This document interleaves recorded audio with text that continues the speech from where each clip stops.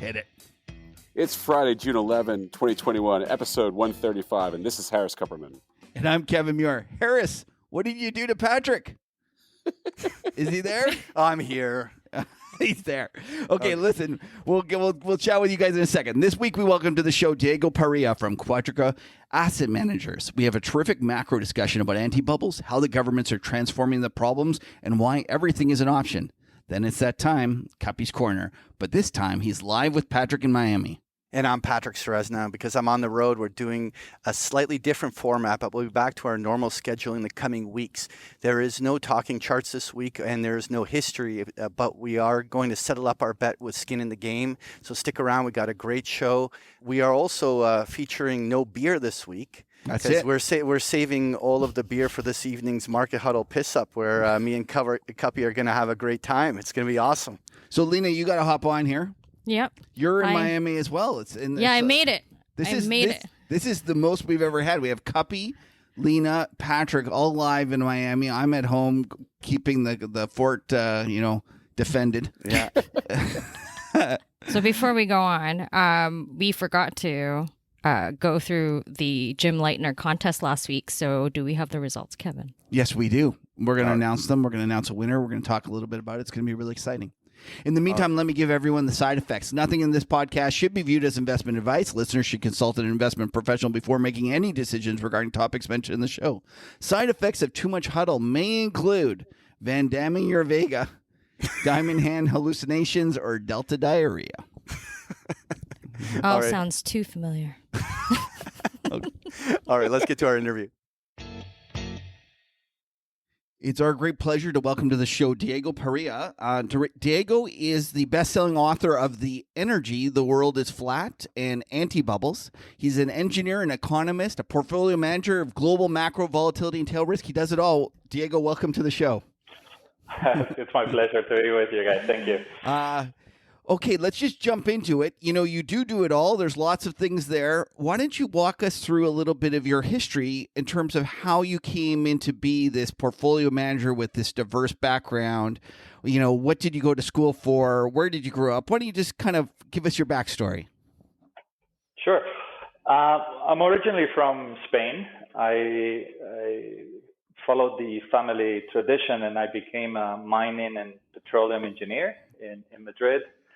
I was lucky and I earned a scholarship to do my master's in mineral economics at the Colorado School of Mines in Golden and the French Institute of Petroleum in Paris. And it was there that I did my thesis in something called real options, which really struck a chord on me, and that kind of opened the door to a role in sales and trading with JP Morgan in London in the mid-late 90s. And it was sort of $10 oil, $250 gold, so very different times. Many of the banks were kind of exiting the business, and JP Morgan did actually shut down commodities around that time, but they kept precious metals. So even if my background was more on the energy side, I ended up joining a precious metals trading desk, which was part of foreign exchange. And that triangle of energy, precious metals, and macro within the derivatives world is really where I spent most of my career. I had the opportunity following JP to join Goldman Sachs, the JR and Commodities division, and later on the opportunity to go to Merrill, where Merrill Lynch, when we were, was one of those banks that had exited the business and came back with rage a decade later. And we were part of I led a team move of people from Goldman, and it was a lot of fun to be part of such a great franchise on the client side and the private bank and many other things. And so we were very excited. We were first movers into developing a number of solutions on the systematic side and others. And one thing led to another. I was in New York, in London, in Singapore. I took various responsibilities with global leadership, management committee, and working very closely with CIO office and advising large governments.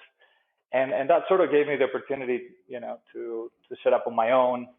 I had my own mini asset manager for a while with the backing of one of these CIOs, and then that's great experience, but it's tough when you're on your own.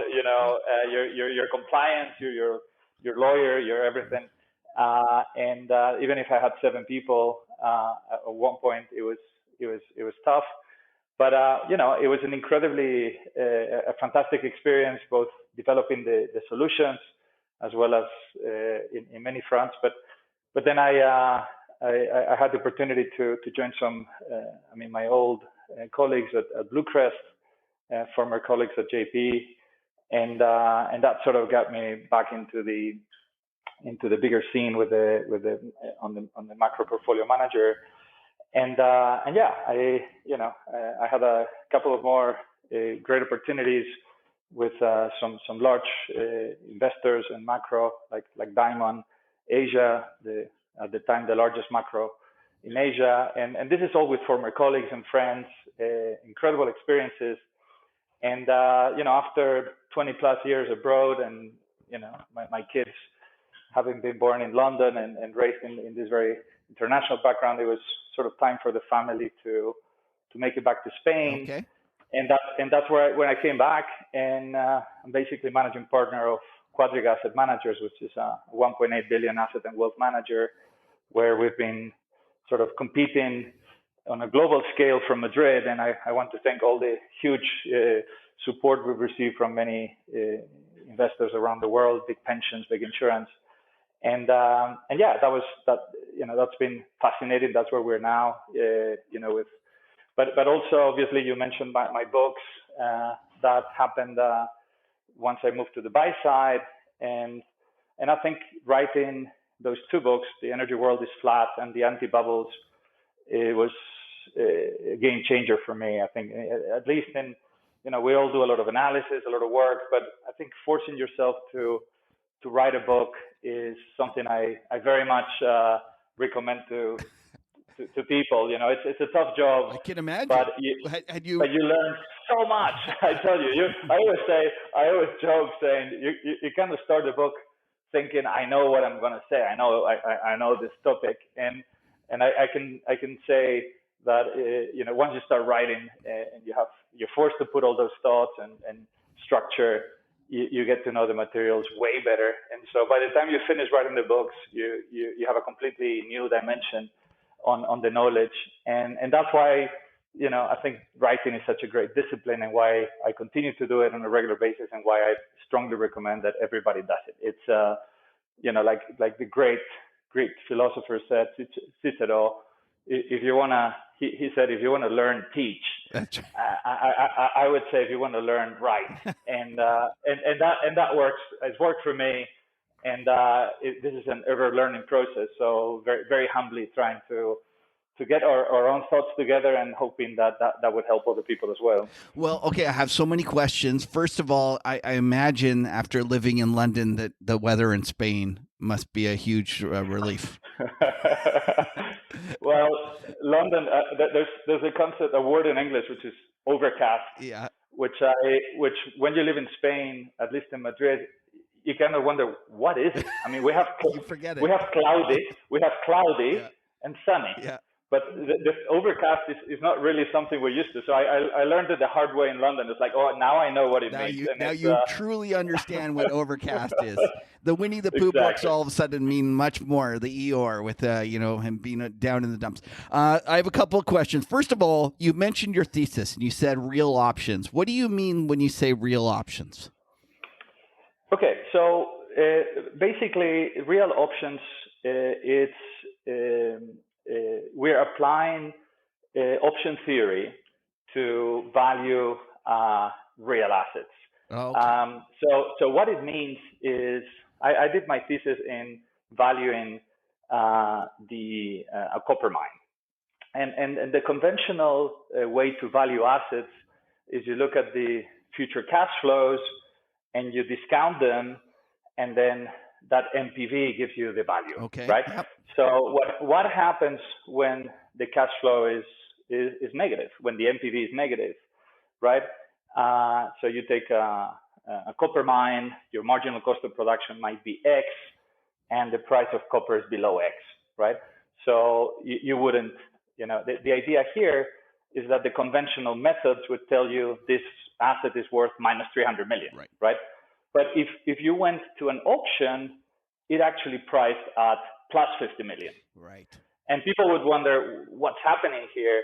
And basically the answer is very simple, is a mine in some ways gives you the right, but not the obligation to mine the copper. So effectively, if you think about acquiring those rights, they are more like a call option on the reserves than necessarily a forward. And I was fascinated, my professor Graham Davis, who I send a nod, it was a massive inspiration, incredible professor. He was, he transmitted, he was infectious in his passion for options. And just to give you an example of how he thought about this, everything is an option. Once it clicks in your head, absolutely everything's an option. A book is an option. You go to the airport, you spend $10, and you have the right but not the obligation. And some of them pay zero, some of them are worth thousands. But this guy Graham, gave us an example that I love to use, which is he looked at a lettuce as a call option on a salad.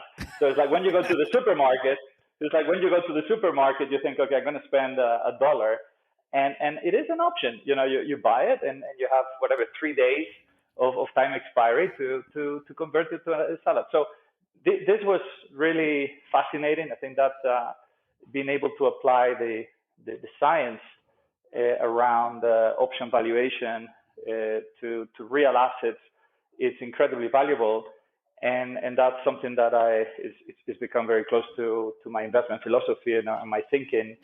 And that's where really I've devoted a lot of my career, and the strategies that I manage are very much focused on optionality, right. Always from the long side, very, very focused on asymmetry. The other part of your story that I found fascinating was you mentioned how oil was $10 and gold was $250, and all the kind of investment banks were busy closing their commodity departments. And I laugh about that scene in Liar's Poker when they said that the Salomon Brothers had just closed their money market fund in 1987, the summer of 1987 before the crash, because the reality is that everyone wanted stocks, nobody wanted money market funds or T-bills. Yeah. And it ended up being that, obviously the crash came, and that was the department that made the most money in 1987. I kind of just laugh in terms of how history repeats over and over again, and that you see that. What was it like getting on a desk that was in the process of, just being abandoned? Look, it was dire, and it wasn't just commodities. It was, as you may remember, it was also a pretty difficult merger market crisis, and basically the banks, as we know, they tend to be, they fluctuate.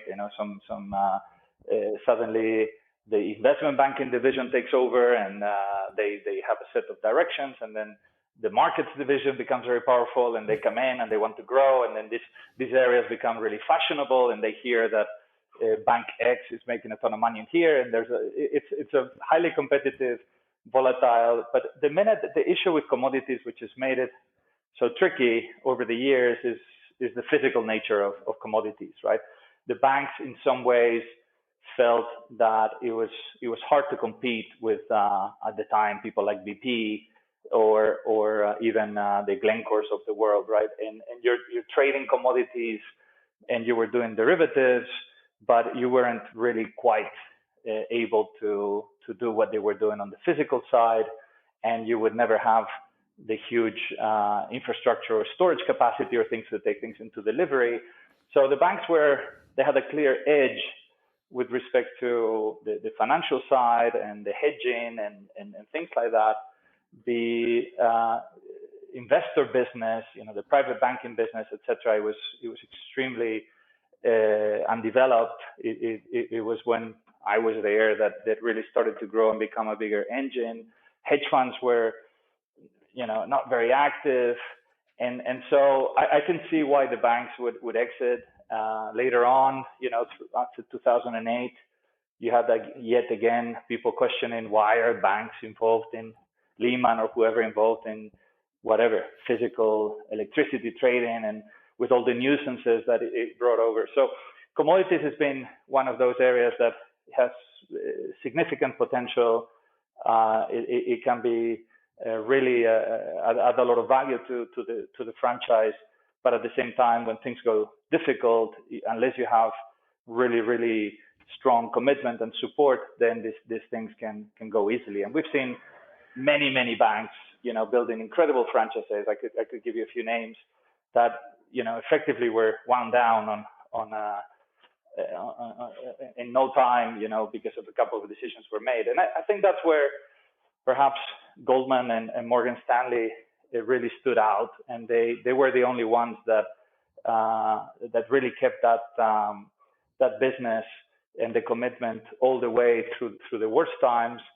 And there's a few names that might ring the bell: Lloyd Blankfein or Gary Cohen. Yeah. I mean, Lloyd Blankfein was, if I remember correctly, I started out on the gold and precious metals there. Right. Gary Cohen was the aluminum trader. I didn't know that. I knew that Blankfein was the commodity trader, but I didn't realize Cohen was as well, and he was the aluminum trader. He was an incredibly successful aluminum trader, and these guys were massive. I think the commodities. It just gives you a sense of how committed Goldman and how successful was throughout those years, where really a number of people from the commodities division emerged. And I don't think it's a coincidence. I think from a risk management perspective, commodities have so many dimensions, right? I mean, we're not just talking about flat price or, interest rate moves. We're talking about things that are, the curves can move in really funny ways with seasonality, with volatility that follows very complex models, with there's so many degrees of quality, location. So if you are able to develop risk management systems and, that are really powerful with 10 dimensions, when you play other games, I'm not going to say it's easier, but certainly the science was there. And I think Goldman in particular, my time there was incredible people, amazing systems, amazing processes. And it was sort of best practice. And I'm very grateful for the opportunity to be there. And I learned a lot. But you could see that commitment from all the way down up. Yeah. And So let's jump to your thesis, because I find it fascinating, and there's lots of different elements of it. Maybe we could start with the title of one of your books. It's The Anti-Bubbles. Why don't you explain to me what an anti-bubble is, and then explain kind of maybe work it into your current how it works in your current kind of forecasts in the markets. Sure. So I always like to start by defining a bubble, and perhaps we can borrow George Soros' sort of definition. And he talks about bubbles as assets that are artificially expensive based on a belief that happens to be false, what he calls a misconception. So bubbles are really a situation where the emperor has no clothes. And these artificially high valuations, it's a matter of when, not if, that they will implode. Okay. Now, what I did is I generalized the framework, and I said, okay, misconceptions can distort reality, but not only through artificially high valuations, you could also have artificially low valuations. And so the concept that I coined for anti-bubble, which I'm very humbled that it's been widely since then adopted and used, I think about it from three perspectives. The first one is we're looking at assets that are grossly artificially cheap, based on a misconception. So it's a mirror image of a bubble. You have effectively, it's a matter of when, not if, that the anti-bubble will explode higher. Okay, that's the first dimension. The second dimension, it relates to the fact that bubbles and anti-bubbles are two distorted mirror images of the same misconception. So they're two reflections of the same process. So by construction, the moment the misconception is understood and the bubble bursts, is the exact same catalyst and instant that the anti-bubble reflates, because it's the same process.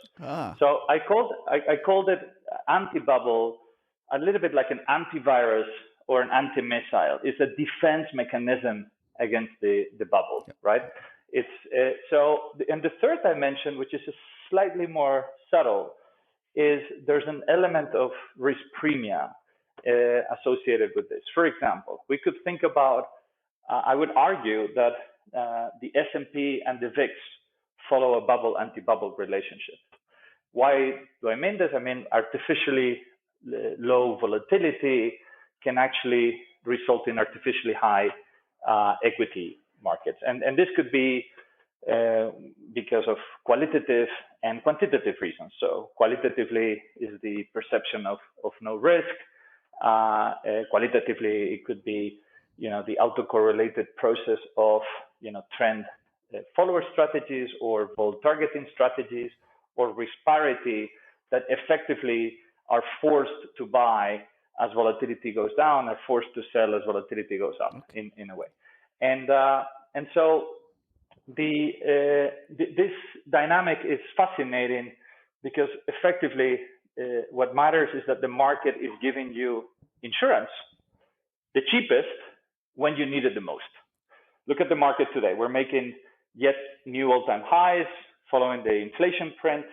And you would argue that this is the time when you need the insurance the most, because valuations are the highest. Right. Well, this is the time when the VIX is the cheapest.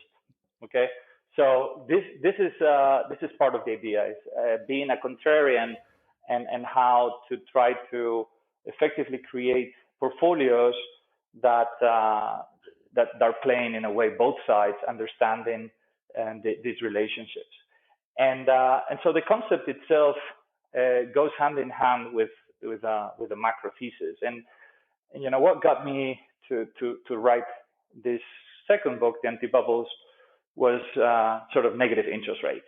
Okay, we all had seen and witnessed the abuse of monetary policies with QE and things that were somewhat extreme, but arguably within the rules of engagement.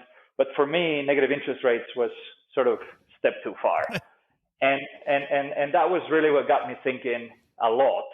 And where I started to look at, how we were effectively testing the limits of monetary policy, testing the limits of fiscal, and sort of wondering, okay, is this it?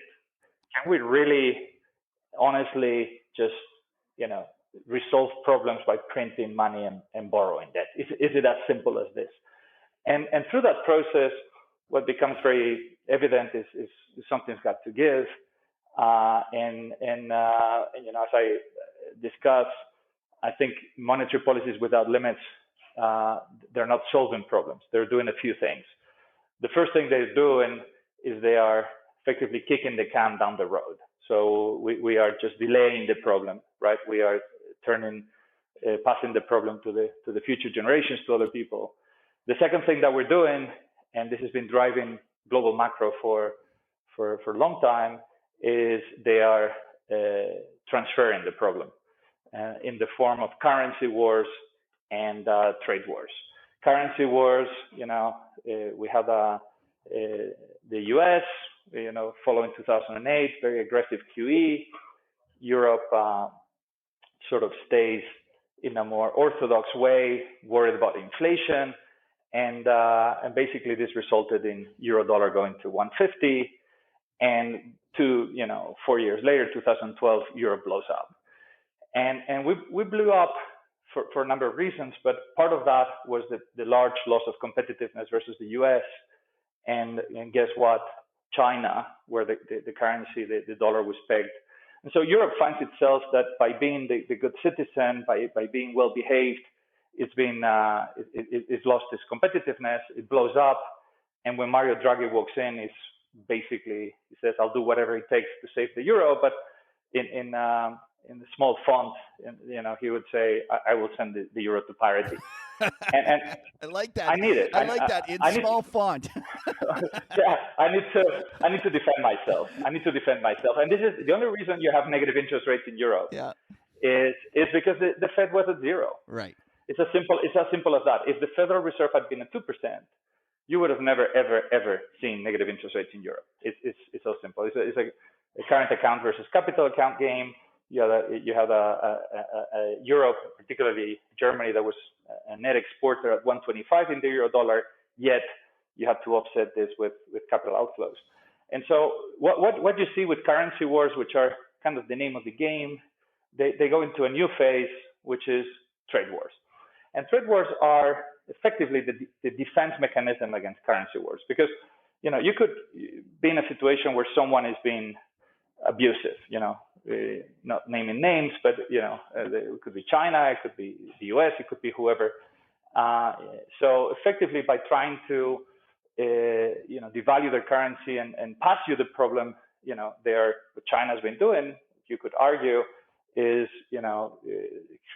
trying to attract your employment, your manufacturing capacity, your technology, at the expense of keeping currency weaker, you could argue. And so how do you defend yourself? You could go and say, hey, I'm going to threaten you. You're a currency manipulator. I'm going to put you on the list. Fine. But eventually, what Trump did, and I'm not going to get into any observations about him, but I think the trade wars that he brought over were very clearly a defense mechanism in some ways against currency wars. And if you want to devalue by 20%, there's nothing I can do, but I will tariff you by 20%. And tariffing someone by 20% effectively, what it does is it neutralizes the impact of the currency, and it leaves them without the pros with all the negatives, which is inflation and bubbles, etc. And that's why trade wars, I think, is a new phase. It will continue and will remain as currency wars continue their fate. And this is all part of this, let's say, relative game and contagious game of monetary policy, which is subject to the law of diminishing returns. Because if you remember, QE1 was just 700 billion. I mean, that was just enough to plug the hole with all the investment banks blowing up. And look what 700 billion buys you today. Okay, absolutely nothing. That's that's nothing these days, right? But that's the result. Now, even QE3 was named QE Infinity, right? Because the market wouldn't even blink if you just gave him a number. So it was like, you know what, we're just print forever. Right. And so the next thing that happens, and this is the phase that is accelerating. So we talked about delaying the problem, number one, transferring the problem, number two, and the third one, which is very dangerous, is transforming the problem. Okay. And arguably, what I believe is happening is, you are transforming the problem, which we've created, which are plain simply bubbles too big to fail. And this is the new problem: is by bringing interest rates to artificially low levels, call it, both in nominal and real terms. What you've done is you've created artificially high valuations. Very simply. If a company generates, $100 in 50 years, what's the present value of that? With interest rates at around 5%, that's roughly just 9 cents on the dollar. Okay. With interest rates at zero, that's worth 100. Okay. So basically, when you have artificially low interest rates, of course you have artificially high valuations, right? And this, we got to the point, way past the point of no return, where these bubbles are so large that we can't really undo the system. We can't really normalize things. And so we're in this phase where we are transforming the problem with meaningful risks into many things, but mainly inequality and inflation, or inflation and inequality rather. And this is really something that is accelerating, and that in a way is the end game, clearly, where the central banks and governments haven't printed and borrowed trillions and trillions, will basically look for a way to dilute that issue. And this brings us into this entire debate of deflation, inflation. But I think ultimately my conclusion is that all these things that they're doing, they're not solving the problem, they're really enlarging the problem. Okay, as my good friend and co-author of the first book, Daniel Lacalle, would say, is if printing money solved problems, Argentina and Venezuela would be world's powers, right? And they're not. So we know what's happening. We know the path. Things are accelerating, and all this. Obviously, the situation has been massively complicated by COVID, which is a shock without precedent. But this is only, I would argue that, and we saw that in Q4 2018. This is a case of pre-existing fragility. The system was already hurt and already hit, and this thing effectively forced this. And so now we're in a very preemptive phase where central banks will do whatever it takes to prevent the bubbles from imploding. This is the new systemic enemy, and the rules of the game are changing. Once upon a time, central banks would deem financial stability as inflation. The new risk to financial stability is the bubbles that they have created in the first place. And this means that we're going to have, in my opinion, a change in the rules of the game. We're going to have, artificially low interest rates, zero or even negative, and inflation. And a lot of people will be surprised at this because they say, Diego, what are you talking about? I mean, the textbook says that if inflation is going up, interest rates will go up. And I've been arguing for a while, guys, interest rates cannot go up, because if they go up, all the bubbles will implode. And as a result, central banks will be forced to bring rates down and do more later. So they're just going to do it preemptively. Okay. And that's what we're seeing.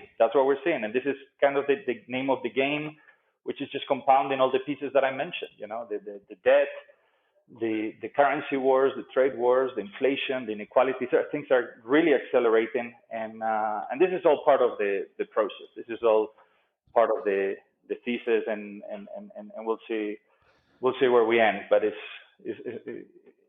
I hate to be a pessimist in a way, but I feel I like to use the analogy of a doctor that is diagnosing a terrible disease to a friend. As a friend, I want to be wrong, okay? As a doctor, I want to be correct. And I feel that what's happening is unfortunately not a solution, and that we might be brewing much bigger problems that are going to be down the line. Okay, so one of the things that if faced with this kind of change, you have to ask yourself, well, how do you kind of create a portfolio? And I saw a quote that you said the last decade was risk-free interest is getting transformed into interest-free risk. And then you said this decade is going to be the transformation of too big to fail into inflation. So what does that mean for, let's just start with bonds? Where would you stand, and what would you counsel in terms of those who have traditionally gone to bonds as a protection against, let's just say, market events? Well, look, the party will be paid by cash, fixed income, and credit. So bonds are not. The juice has already been taken of the orange, right? These are to a large extent. I mean, obviously your listeners are more arguably in the U.S. In Europe, the situation is much more dire, because in Europe we have already negative nominal yields and inflation that is on the rise. So here, I use the analogy, if anybody likes soccer or football, I use the analogy that the German Bund, it's like Franz Beckenbauer. And this is a very famous German defender, who won the World Cup in 1974. The guy was amazing, but he's now 75 years old. Okay. So the ability for Beckenbauer to defend is not the same as it used to be. Okay. If you owned 10-year bonds at 5% yield, and there's a crisis, and yields go to zero, you will make 50% capital gains. This is what we owned pre-2008. Today, with interest rates already negative, how much negative or deeper can you go? And the answer is potentially not a lot. I mean, we will see. This ties into central bank digital currencies and other forms of monetary policies without limits. But clearly, the ability for fixed income to defend it's been notably impaired. And in the U.S., with the Federal Reserve, the situation is different. You have managed to keep a higher level of nominal interest rates, although inflation expectations are significantly higher. So when it comes down to real yields, the picture is not so different. Okay, but I think here with 10-year treasuries at 1.5%, if yields went all the way down to zero, you would make roughly 15%. Let's say, to keep it simple. So there's still some defending room, and obviously the 30-year at 2.2 has significantly more.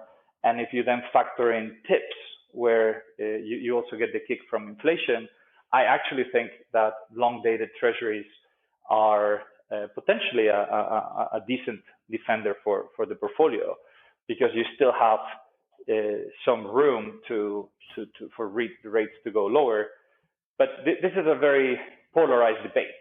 I mean, the people that are expecting inflation, and there's some really big names that have been hedging inflation by playing the bonds. It's now exploding in their faces, because well, it's exactly what I said. It's like, guys, you might have inflation and lower yields.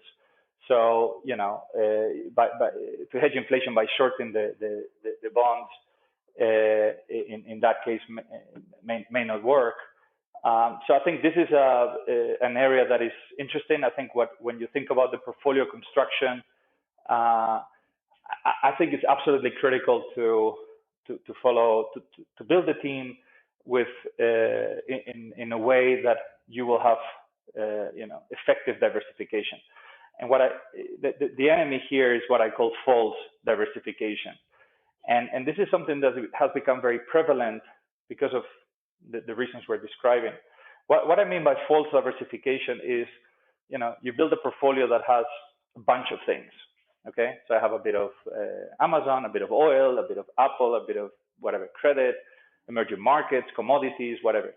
And you think you're diversified, right? Because you have a bunch of stuff. And then March happens, right? And turns out that your entire portfolio was just one position, right? It's exactly the same trade. And this is, in a way, a very extreme case of false diversification. But the bubbles and anti-bubble framework allows you to effectively build and strategies into the portfolio that, using a soccer analogy, you could use any sport you like. I think you need strikers that will score goals, that will make you money during growth and benign markets. But then you need defenders and goalkeepers that will make you money during tough times. Okay. And that's why, the strategy that I managed was the best hedge fund in the world in February last year. And it was one of the best throughout the crisis. And this is not a coincidence. It's just a matter of, it's your mandate, right? You do saves because you're the goalkeeper. You're under 3 posts and you're meant to be there. And I think lots of people are playing this game with 11 strikers, right? It's just all in, right? And they pulled the goalie even. The goalie's up. The goalie's up trying to press. Everybody's up. Yeah. Everybody's up. Can you give us an example of some anti-bubble assets that you can own here that might play that role of the goaltender or the defender? Sure. I think I'd make a small difference, okay, between anti-bubble and anti-crisis. Okay, so for example, I believe that volatility, things like the VIX, are an anti-bubble. I also think that gold is an anti-bubble of the fiat bubble. And then you could argue that U.S. Treasuries are not anti-bubbles because they're not artificially cheap. They're actually expensive relative to where they should be. However, in a crisis, they will do well. So U.S. Treasuries is an interesting case because they are, let's say, artificially expensive, but they will go even higher in a crisis. So I believe they are anti-crisis. But I think one of the key anti-bubbles in the system that I focus a lot on is volatility. And volatility is very important.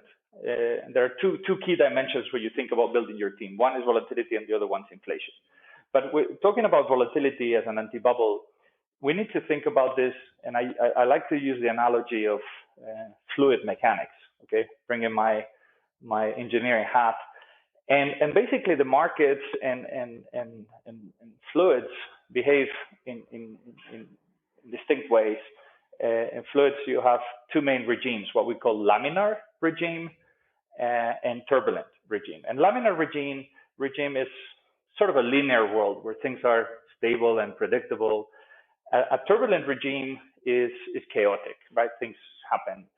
And what happens in the markets is that in a low volatility environment, everything is sort of well behaved, and 2 + 2 = roughly 4, although things might be perhaps a little bit elevated because of complacency.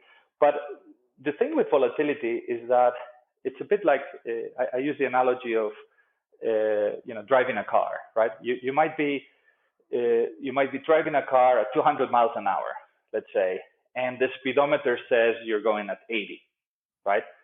So if you had an accident, what would you feel? Okay, do you feel obviously the real speed you were running in 200 miles an hour in this case, regardless of what the speedometer said? And that's a little bit what happens in the markets with volatility.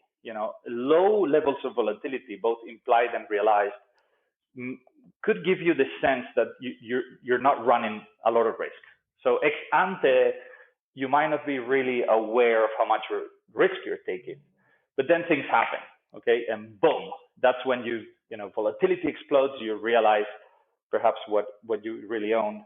And I think that transition from laminar to turbulent, that move, which I set arbitrarily around 40% in the VIX, once it depends on where you start from, so it could be lower, but that sort of move generates a situation where 2 + 2 is no longer 4.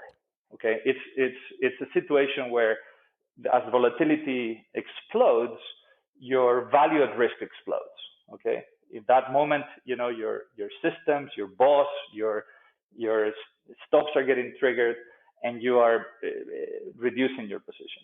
As everybody reduces the position at the same time with volatility going up, you start to experience thinner liquidity. So you're no longer able to sell the volume at the time and price that you wanted. And this thing, as people are forced to sell into thin markets, it exacerbates the moves, increases volatility, and in the case of crowded markets, it polarizes correlation. So it's either +1 or -1. So things either go up or down in a big way. And this sort of compounds on itself. So you have a situation where the combination of much higher volatility and much polarized correlations create exponentially higher value at risk. And this creates a mechanical process, as Ray Dalio, would say that the market's like a machine. At this moment, the market becomes a deleveraging machine. It's just a risk reduction machine. And it's a snowball that is extraordinarily difficult to stop. Once it goes, it's super difficult to stop. And that's why you have these massive, massive moves. And why the central banks who understand this are basically being very preemptive, saying, we'll do whatever it takes to prevent these things from going, because once they go, they're super difficult to stop. But the very effect that they are trying to be preemptive about it is kind of giving a free wild card to people. The central bank put that idea that mommy and daddy had your back. It's a little bit of a central bank call these days. It's like free money. It's like, it can't go wrong. We just buy this thing, go in the market. If something goes wrong, they'll come and save us.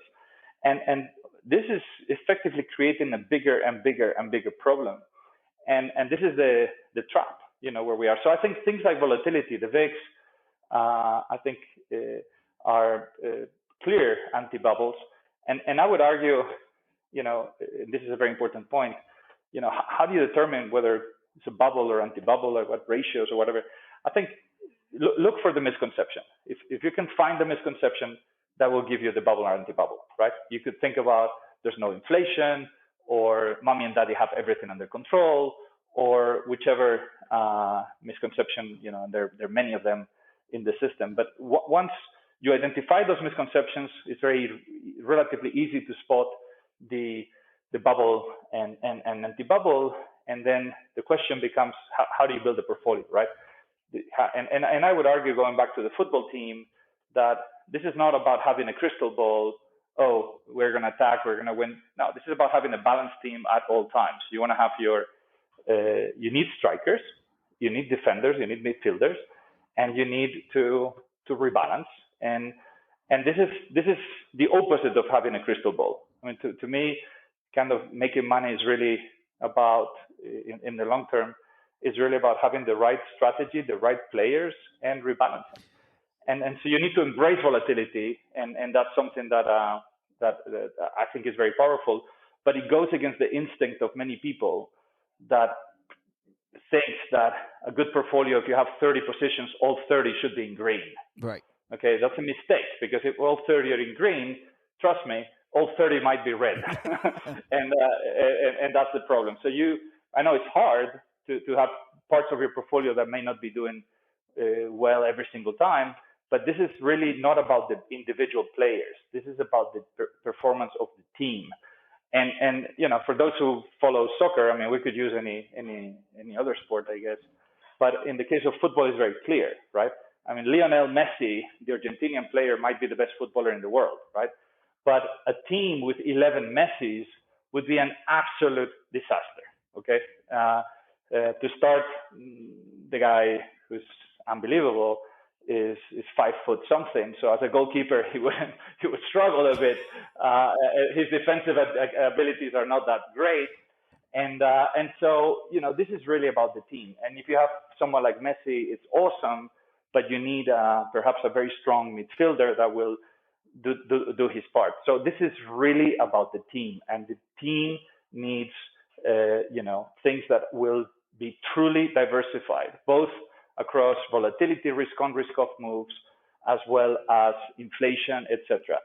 And I think this is the fine tuning that we need to do, and where I think the new paradigm shift, the next decade, as you mentioned earlier, is about the transformation of bubbles too big to fail into inflation, or perhaps more worryingly, stagflation.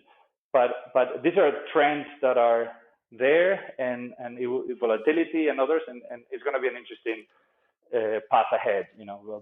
Volatile for sure. Right. Okay. Now, so just before we leave this topic, obviously owning volatility in some way, it's probably not owning VIX or VXX or something like that. It's probably not the ideal way, and you're coming up with strategies probably to figure out better ways to own that volatility. But are there any assets that you feel like are kind of that anti-correlation that people should be looking at and might be a potential idea? Look, let's keep it simple, okay? I think real assets, okay? We live in a world where the big issue is that we're trying to solve the problems by printing and money and debt. So you can print currencies, you can print equities, you can print debt. There's so many things you can print out of nowhere, okay? There are things that you cannot print. And in that sense, I think real assets are a good place to be, especially given the fact that, in my opinion, interest rates are going to stay very low for a very long time, and I would argue that it's going to be extremely difficult to hike interest rates because of the problem we have with debt. So here in Europe, to give you an example, you can lock in 30-year mortgage at the fixed price of 75 basis points. Okay, so with inflation expectations higher than that, kind of the writings on the wall is like, look, borrow as much as you can and buy real assets, especially if that you buy a nice house that could earn you a nice rent. Diego, after being locked in my Toronto house this winter and suffering through the summer, that's sounding increasingly interesting. So you're saying I can borrow at 75 beeps for 30 years and go buy myself a nice place in Spain, maybe in the south where it's really warm? Yes, that's where we are. Fixed rate. Yeah, it's shocking. I mean, when someone was telling me, look, Diego, what do you think? You're a finance guy. I've been offered this. My first instinct was, that's wrong. It's like, it can't be. And then it's like, no, really. It's like, okay, then what it means is, of course, there's going to be a penalty if you do down payments earlier or whatever. It's like, no, there's no penalty. It's like, what? So there's no prepayment penalty. So you have the option if for some reason rates go lower or you have to sell the house. Yeah. And yet you can lock in for 30 years. They just so desperately want people to borrow and spend. Like this, they're just your Euribor 1 month. You have two choices, right? Let's say for the sake of argument, let's say you could do Euribor plus 90 basis points, which is whatever standard. I'm sure you can get better, plus 70 or whatever. But if the current fixing is minus 50. So if you're on a floating basis, you're literally paying 20 basis points for the mortgage in places here in Europe, right? 20, 40 basis points. So locking in at 75 fix, if you believe, which I do, that they can't hike rates, then you would say, okay, why don't you just go floating? But we've reached such an incredibly low level that what's the point? Okay, I think you're already at levels where it's interesting. I'm not arguing, by the way, to go all completely crazy and over leverage yourself, because the first enemy is leverage. Right. Okay, I that's, if you look at my tweets or you follow up, I've been very vocal with Bitcoin and things like that, but mostly on mind the leverage, right? This is in many ways I can see the similarities between what we're seeing today and the dot-com bubble. There are so many, and you see people quitting their jobs and becoming day traders, and this is so easy and blah blah blah, and I think there's a lot of risks, but leverage is your enemy. The question is to what extent, this is, what are the opportunities? How do we protect ourselves? So I think going back to the portfolio, I would say the fixed income, cash and credit have a big problem. I think that the team should have some degree of equity, some degree of, which is my striker. You should have some degree of midfielder, which I like, real assets, real estate, and also some defending strategies. And I think I like things like gold or volatility or the strategies that I manage. And I think when you think about this, the beauty of the framework, this idea of strikers, midfielders, and goalkeepers, it works really well throughout the cycles, because when the market goes up a lot, your equities make you money, your goalkeepers arguably lose you some, and then this gets offset the other way with a net gain on both legs. So that works well. But when you add the filter of inflation and you say, okay, I'm going to make sure that my strikers, midfielders, and goalkeepers, they're all long inflation instead of being short inflation. And why do I mean by this? If you take cash or bonds, fixed income or credit, a corporate bond, if I lent 100 euros or $100 to Telefonica or AT&T, and my 30-year Telefonica bond is going to pay me, my 100 euros will return me, give me 100 back and almost zero interest for 30 years. Now, I don't think those 100 euros in 30 years are going to buy me much at all. Okay, that's what being short inflation means. Is if inflation goes up, the purchase power of your money decreases, and this is the party. For those who have teenagers as kids, like I do, or are teenagers themselves, or they like video games simply. I use the analogy of this investment game. If it was a video game, you would have 3 levels, and level 1 is, can you make money in nominal terms? Okay, so what it means is, can you take your $100 into more than 100? Okay, so basically, can you make positive returns? That's the name of the game, what we've been playing for a long time. Okay, now we've entered a phase 2, which is, can you make money in real terms? As inflation starting to become a bigger issue, okay, this is becoming more prevalent. I mean, back in the day, 10 years ago, you could buy 10-year bonds or 10-year treasuries at 5%, and inflation was sub 2%. So by just parking your money there, you could earn 3% in real terms. And that has been, as you mentioned earlier, it's been transformed. We have this concept of risk-free interest is gone. It doesn't exist anymore. Now you have interest-free risk, because you're having to put your money into things with a lot of credit risk or a lot of duration risk, and you're not getting compensated for that. And so the level 2, where we're now, is can you protect your purchase power? Can you, yes, your 100 euros or $100 are going to be 101 in 30 years, but what does that buy you? So, and then the third level, which is I think also coming, is, can you make money in real terms after taxes?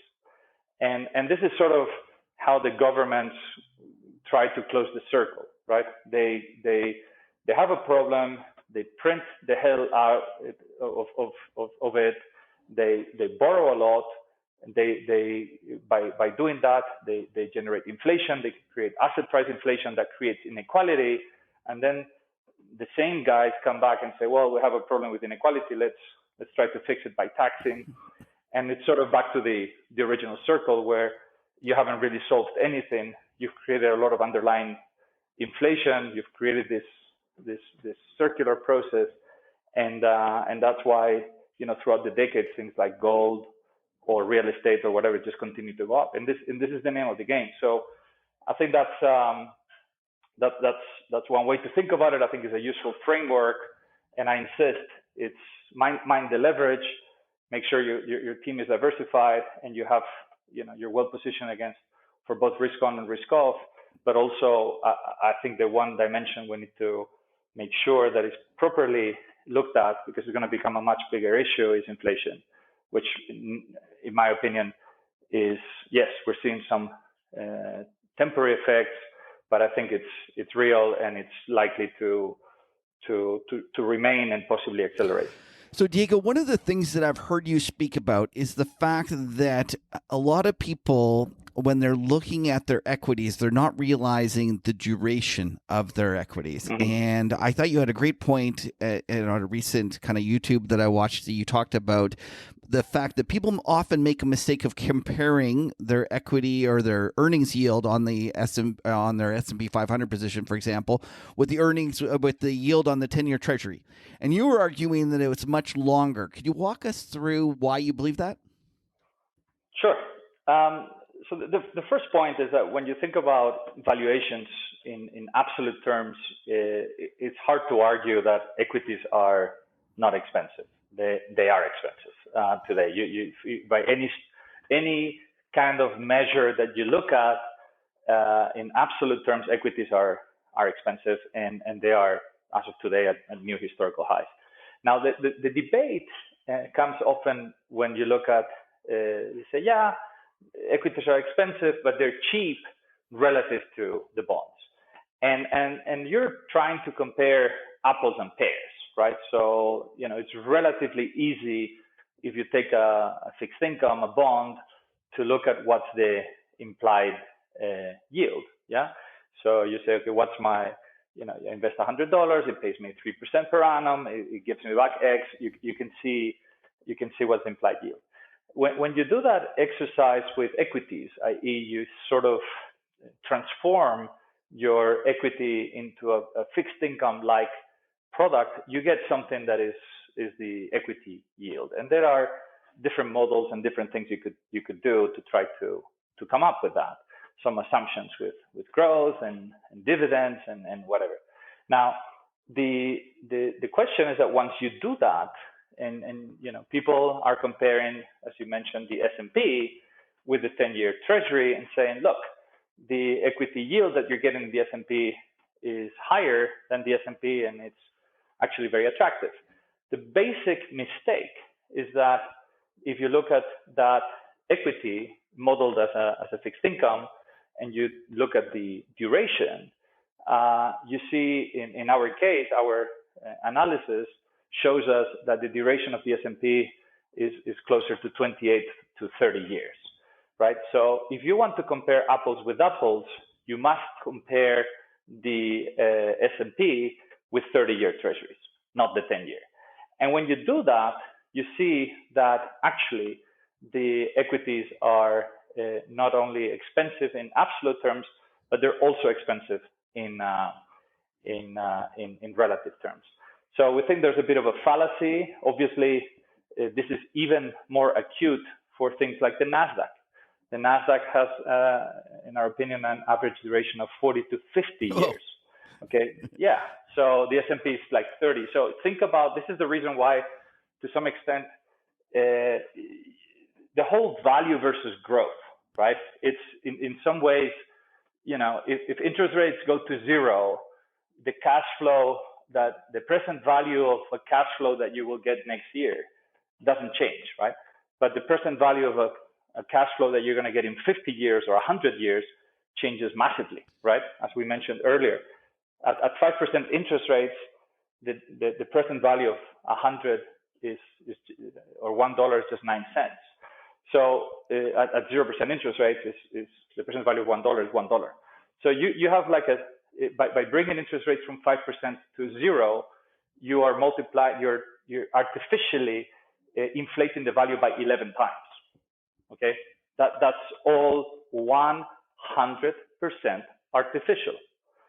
The level of interest rates is 100% artificial. Why? And it's very obvious. I mean, in Europe, my beloved country, Spain. Okay, if you look at the fundamentals of the country, right? We were on the brink of bankruptcy in 2012. The 10-year around 7.5%, and that's considered to be the point of no return. And we basically were told that we would be intervened, and then as the market corrected, we no longer needed that, which was great. But basically, we are now in negative nominal yields. We actually get paid for borrowing. This is not a new paradigm. It's not a new miracle. This is just artificial. You have a setup where the European Central Bank will print infinite amount of money and give it to the governments, like the left pocket lends the right pocket, to continue to support the system. And by doing so, we are effectively diluting the holders of the currency. We are financing zombies. We are companies that can only afford the debt because it's at artificially low levels, right? I mean, at 0% interest rates, Kevin, you and I can afford $1 trillion mortgage. That's right. Yeah, we can. Now, what happens if interest rates go to 0.1%? I myself would be in trouble. I would but, too. I would too. Exactly. So, and that's a little bit what happens. It's like, okay, you're paying me to take debt. Of course, I'll take it. I'll spend it. And then you get to the point where, look, there's no return. We can't hike interest rates. And I think that realization that we cannot hike interest rates. I mean, I have this debate with so many smart people, right? And fixed income guys and inflation guys, and like, they can't go up. And going back to the equity risk premia and the equity duration, it's this reason why you continue to see these valuations. But again, it's the bluff from the central banks is being called. Now they're responding to the bluff, by which the bluff is, you can print infinite amount of money and not create any inflation. And the argument here is interesting because the deflation inflation debate is not black and white. Okay, in fact, the way I understand it is we have tremendous amount of deflationary forces in the system. Okay, obviously we have unemployment, we have weak economic activity, we have technology, we have demographics, we have overcapacity, we have malinvestment, and of course bubbles, right? So you have plenty of ways in which a system can become deflationary. But that's like a freebie for central banks. It's like, oh, great. So that means I can print even more without creating inflation. And the only thing that's happening is that you have a big hole, and that hole is being filled literally with paper. And it hasn't rained yet, and you can see that. But when it rains, you will see that we haven't really filled that hole. It's just all paper. And I think that's the kind of stagflationary scenario that we have. For those who are not familiar, the reflation versus inflation debate. I mean, the reflation is really about price increases because of strong demand, because the economy is doing well and we want more commodities and blah, blah, blah. It's somewhat of a healthy argument with overheating, but it's generally about price increases because of demand. But the inflation argument is different. Inflation is really about it's not that the value of your house goes up or bread goes up. It's really the value of the money with which you buy bread or your house goes down. And as the denominator goes to zero, price is going to infinity in a way. So the inflationary argument and what's happening is you get this insane amount of money that is being printed and given away and spent and borrowed and whatever. And that's something that it's very difficult to unwind. And it's kind of masking some of this or being let out by some of these deflationary pressures. But I think now, the bluff will be called. We will see what happens. I unfortunately don't have a crystal ball, but I suspect that some of these transient things might become more anchored. And I think generally the trillions and trillions of printing are in a no exit, and the only way they know to get out of this as things get bad is to do more of the same. And I think that's what's ahead. So in that environment, you're obviously very sympathetic to owning some gold. And you've called central banks the ultimate diamond hands. I thought that was great. Great line. Great line. Mixing your millennial talk with the old, our old yellow metal that everyone, the millennials left. I have to Google these things, by the way. I see diamond hands. It's like, what is it? And then I... So I would love to get your opinion about gold and copper, and then even gold and crypto, because you have an interesting theory on that. Maybe you could just give us your kind of high-level view of those three items. Sure. Look, I think gold is a clear anti-bubble. I think gold is artificially cheap, and I think it's the anti-bubble of the fiat currency bubble. So you are printing trillions of paper that's been diluted, and things like gold that you cannot print will benefit from that. And you could argue why gold and not bananas or oil or real estate. Yeah, they all go up.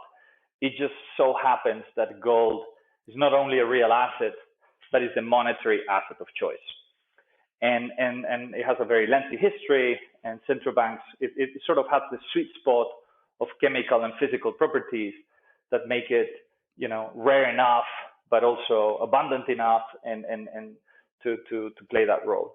And trust me, we've tried with many things. If you read through history, you see many efforts to try with, you mentioned copper, and you had a big issue because in Scandinavia, where they're using copper coins, then the copper was big mines in South Africa were discovered, and then effectively the debasement happened through that side. So I do believe that gold has a role to play, and I think central banks, the diamond hands, we've seen meaningful purchases. I mean, there was incredible amount of noise with the $1.5 billion that Tesla bought in Bitcoin.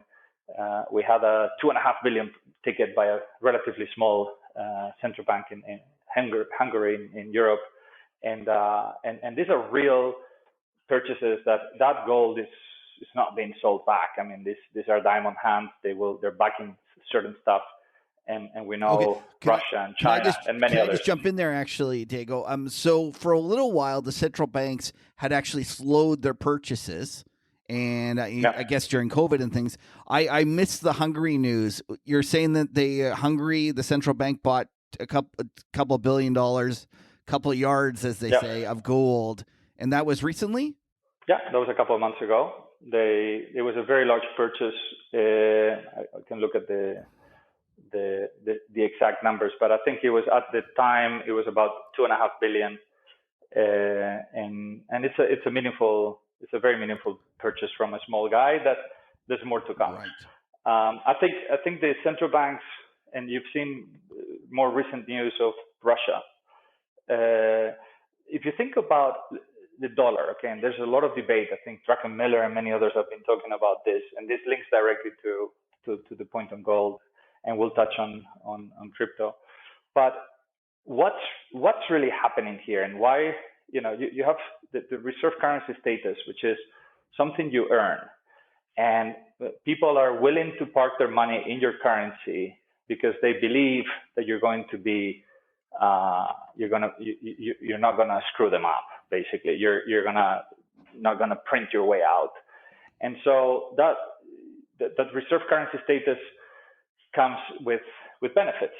So people like Japan or China might be parking trillions of their money in dollars, which, by the way, they're doing through lending that money to the government by buying treasuries, which means that the U.S. government is able to finance itself at lower levels than would otherwise do. And so that demand, that lower funding cost, etc., comes as a sign of trust. Now, when you face a crisis like COVID and you come out and say, okay, I'm just going to print trillions of dollars, and what am I going to do with those dollars?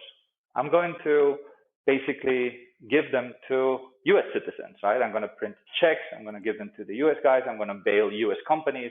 You are, in a way, betraying the people that have put that trust, because the money, this is kind of a zero-sum game. So as you print more dollars and those dollars lose value, and you're using that dilution to help your domestic guys, people get a bit pissed off. And it's like, you know what?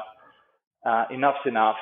I'm going to look for something else or park it somewhere else. And central banks, have a sweet spot for gold, and many of these countries that might be more at odds with the U.S. for sanctions or whatever will favor gold. And so I think there are multiple reasons to be friendly. Forever, I had this article in the front page of the Financial Times called Gold's Perfect Storm. And there, with gold around 1,100-1,200, I said that gold was at the beginning of multi-year bull run, where gold had a few $100 of downside and a few $1,000 of upside. And I think that case remains there and is been strengthened by the situation. Now, linking this to the crypto debate, I've taken, I get asked about it all the time. So I've been doing plenty of research, understanding, putting my points, being argued. And I have, as I've always done, very analytical kind of mind. And I try to analyze these things. And I wrote this lengthy piece that if anybody's interested, just go to my LinkedIn, Diego Parrilla, Parrilla. It's called Bitcoin Bubble or Anti-Bubble. And I kind of, what I did there, I lay out a lot of arguments, but basically there are several parts in the discussion. The first one is a discussion about the problem. I mean, a lot of the arguments that people use in favor of Bitcoin are really not positive arguments for Bitcoin. They're negative arguments against the current situation, which is what we've been discussing for a while, which is the dollar and inflation and whatever. So we know that. we know we have a problem. Okay, fine. The second thing I discuss is the actual merits of the technology, etc. And there are lots of merits in blockchain and others. I'm a huge believer in technology. My entire energy book is an eulogy of technology. And I think in that sense, it is a game changer technology. But just as if it was the case with natural gas, I mean, people, when I wrote the book, in the energy book, we have this big transformation taking place, the flattening of the energy world. Oil was at 120, peak oil theory. Most people thought we would go to 200. And there I was calling for 30 to 50 oil, massively contrarian, which was proven relatively quickly and reinforced. And one of the big drivers was natural gas. And people would listen to me and say, oh my God, this new technology, natural gas, and what it's doing there. I'm going to buy natural gas. And it's like, come on, guys. Look, natural gas is a winner in volume, but it's not a winner in price. It's a very different story. And the big loser here is oil. And so you need to understand those dynamics, but nevertheless, the merits are there. But the more interesting part of the analysis comes later. The part 3, where I discuss what I would call the fallacies. Those are misconceptions, basically, or the threats, which are all, I think, one by one being taking place with central banks and illegal tender, which is already happening in certain countries, and terrorism and money laundering and cybersecurity, and all these things are happening, and obviously issues with implementation. But let me touch on perhaps a couple of the fallacies which I think are most interesting, and the key one, in my opinion, is what I call the scarcity fallacy. And by now, I think most people know that there's only 21 million Bitcoins. And they would argue that they're scarce because there's only 21 million Bitcoins and you cannot print them. Unfortunately, you can print 21 million different cryptos, okay? And that's a fact. And you have, Dogecoin and many others which are kind of proving the point. And yeah, you could argue that you could also print 21 million Googles or Facebooks, and that there's a first mover advantage without fully understanding the comparison between, equity and other instruments that have bear no yield. But the point, I think, with Dogecoin and the whole maximalist is this idea, like it could be taken up from the movie The Highlanders, right? They can only be one. I sympathize with them because the moment you realize there's more than one, the house of cards implodes. Right. And this is really what's happening, in some ways. It becomes very, very obvious. And, when you see the Dogecoin versus Bitcoin, I mean, initially the Bitcoiners were fighting. The enemy was the dollar, then the enemy was gold, and that shiny rock and everything else. And that did have an impact. I mean, you could see it to some extent in the sentiment in the market. I think that emperor has no clothes and is being proven. But I think the situation with the scarcity fallacy is critical, because the minute you understand that there's no scarcity, then the inflation hedge argument is also flawed, and the value fallacy, right? What would happen if Apple came up tomorrow and said you can only buy products with Apple Coin? I mean, Apple Coin would be worth $1 trillion. I mean, whatever, $1 trillion instantly, yeah. Right? So is that really value that we've created? I mean, it costs about $25,000 to your own crypto. Maybe those guys can do it in-house for nothing. But is it really value creation, or are we really in a massive Ponzi bubble, whatever? And I believe that there's no value creation in that process. And so I think there's lots of things you could argue, agree or disagree with me. As I start the article saying, borrowing a beautiful line from Frida Kahlo, say, I don't want you to think like me. I just want you to think. Okay, so I put out those lines. You make your call. You may agree or disagree. I put arguments on both sides, but my conclusion was Bitcoin is 80% bubble, 20% anti-bubble, and I think the price action is lately has been interesting, But I think the path of pain or potential forced liquidation, and with some of these big holders and hidden leverage is meaningful. And don't get me started with Tether and many other things that are potentially very, very, very serious, case of hidden leverage and fraud, to be honest. Diego, I was only laughing because I was just imagining the hate mail you must get.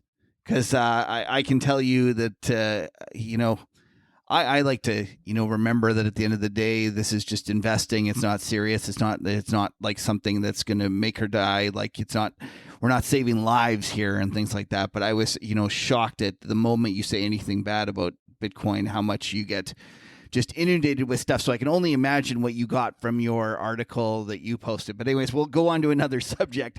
No, but I think, look, it's interesting because I'll tell you, for 90% of the case, it's been respectful disagreement. Okay, that's good. Which I really like. Yeah. Some people would be, and in fact, that respectful disagreement has helped me understand. For example, people would respond, Diego, you're missing network effects in your analysis or Metcalfe's law, and I was like, okay, let me go deeper into this. And I go with a very open mind. I think network effects is fascinating in Metcalfe's law, but there's a very, very gross mistake, which is, basically network effects is the mirror image of economies of scale in the supply side. So in the supply side, if you have a factory and you produce 1,000 units, cost X. If you do 100,000 units, arguably you have lower marginal cost. Here, it's the opposite. Network effect says if demand increases, then the price people are willing to pay increases. So on the margin, right? But and that comes with this funky thing called Metcalfe's law, which looking at neuronal networks, it says that the utility of a network increases proportionally to the square of the nodes, which is mathematically correct and it's fine. So you could argue that if you have a telephone and everybody could make calls to everybody, the minute you increase the number of people, the connectivity increases exponentially, whatever. But the gross mistake, in my opinion, and again, this is just my opinion, is they're confusing utility with price.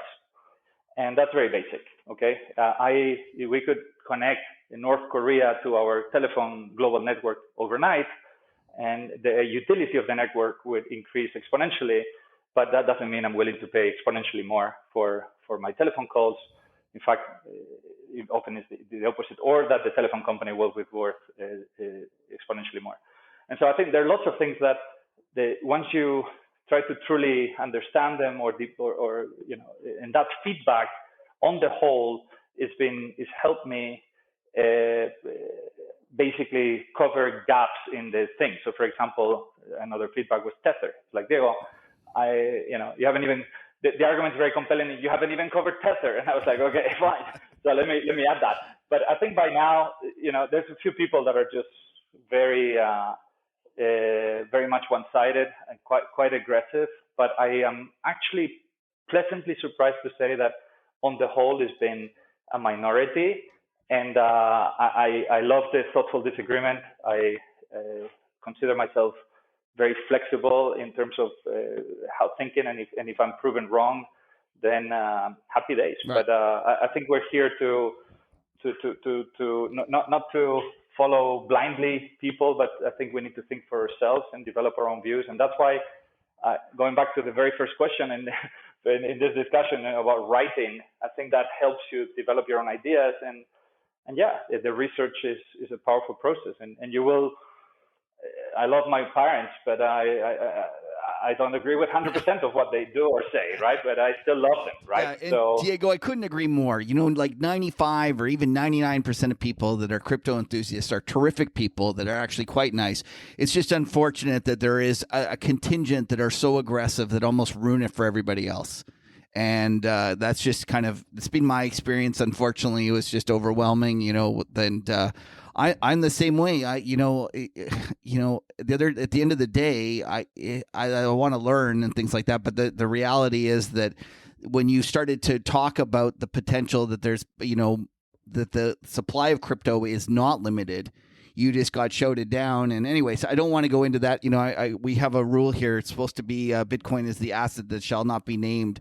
But look, I think what I love is I mentioned this in a recent discussion. One of my best friends is CEO of a top Spanish corporate. He's a technology guy, ex Silicon Valley, and we have these debates over dinner and whatever. And you find the techie guys, right? The really technology guys that love the solution. And they, it's back to the natural gas. I love, the idea that we could crack this problem, right? Of horizontal drilling and fracking. We knew about shale forever. I'll give you an anecdote. Okay, I had it in the book, and I'm not going to name names, but it's the CIO of one of the largest sovereign wealth funds in the world. Okay, and this guy is in his now late 70s, and when I was in there talking to him in the early days, I said, yeah, and he said with his very cute and strong accent, he said, look, I'm so proud that we fellow engineers managed to crack the problem. He said, my first job as an engineer in the 50s was to use nuclear power to basically extract shale. And it sort of shows you that we've been doing this. We knew the amount of gas that was there and the oil that was trapped and the insane amount of size. And we've been trying for 50, 60 years to crack it. And eventually the human ingenuity managed to crack the thing and basically make it work in size, in volume, in ease. And it's that magic of technology that is fascinating. And I think many of the Bitcoin enthusiasts are in love with the technology and the concept, but it really doesn't mean that it will translate into higher natural gas prices. In fact, it's the contrary. And I think that lack of financial education and those gaps between what I just said, the difference between price and utility, is something that unless, I guess, you have an economics background or you're more familiar with price dynamics, you will miss out. And so you could be grossly misled very easily by bringing some things that are true, partially true. And then I love this case. I don't know if you've seen it before. It's the typical thing that it will go, let's say, in LinkedIn, that it starts like 1 equals 1. And then it goes 1 plus 1 equals 1 plus 1. And then eventually it's like 1 equals 0. And you're like, how? And it all looks correct. It all looks correct. But there was one step that was wrong. Right. And unless you're reasonably mathematically savvy, you know that they divided by 0 on both sides, and you can't really simplify by dividing by 0 on both sides. And therefore you get to the wrong. And this is the kind of thing that happens with some of these arguments. They will look and sound good, and they're like, yeah. And then there's a massive flaw, and people buy it. And so you end up believing, I guess 1 equals 0. It's like, no, 1 does not equal 0.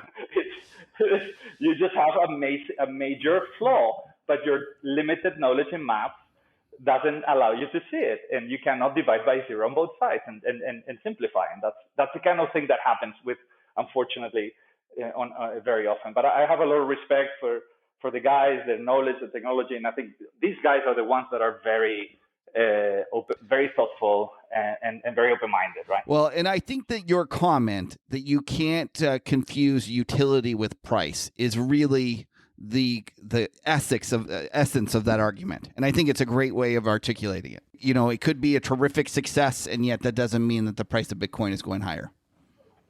Absolutely. Okay, so listen, you've been a real sport. I'd like to end with some questions. And we did not give you a heads up. I did not warn you about this, so hopefully you'll be able to do it. So first of all, your favorite investment book, and of course, your two are awesome. But you got it. Fooled by Randomness by Taleb. Wait, Fooled by Randomness by Taleb. Okay, yeah. Why is that? Why do you like that one so much? It changed I think it's one way of looking at the world that it fundamentally changes. There's a before and after. I mean, there are many books that I love, but I think that one was for someone with my background in options, it sort of clicked, and I would strongly recommend for people to read it, even if you have a different style of investing, value or whatever. Okay, next question. Great traders or investors, portfolio managers, whatever you want to call them, are they born or made? Made. Yeah, you didn't even hesitate. Yeah. I think it's the same. I looked at the analogy between sportsman and traders, right? Of course, I mean, and this is something that Rafa Nadal's coach, Uncle Tony, said. People confuse talent and precocity. Okay, he basically, let's think about tennis, right? You give a racket to a 5-year-old, okay, 2 5-year-olds, and one of them hits the ball and the other one doesn't, okay? And we would argue that one is very talented for tennis, and it's like, and the parent would tell the other child, you're not very talented for this. Come on, you should do something else, right? Now that is precocity. If you think about, plot a curve in your mind that says from 0 to 100%, and think about how, 0 is a 1-year-old and 100% is Roger Federer, right? Okay. If ever. So how do you get to Roger Federer level? It's obviously not a straight line. Okay. Some people might learn very fast at the beginning, and then you have a very asymptotic process whereby to go from 95 to 96%, it might take you forever. Okay. You may never get there, right? And some people might be very slow at the beginning, but they might be way faster, right?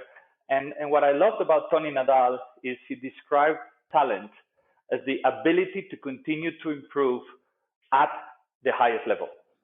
And this is what makes these guys so good. I mean, Paul Tudor Jones or Draco Miller or any of these guys, of course, they've made massive mistakes. They have some natural talent, just like you can think of hundreds of tennis players or football players or hockey players. But to actually be the truly best, this is a process of constant improvement. And I think that's the difference. And if you think about it that way, this is an ever-changing market with ever improvement. And that's why I think, it's actually very risky to have a fixed mentality where you're born one way. I think the growth mindset is a much better fit for any discipline, and in particular for investing. I think one of the tweets I put recently, which it was with the blow up in Bitcoin, was in the market you're either humble or you will be humbled, yeah. Right? And I think it's proof of that. I think that humbleness, that idea of constant learning, is the key. And I think the key guys are the ones who are able to continue to improve, even at the highest level, where 1 or 2 points in a tennis match means the difference. Or and same thing in the markets.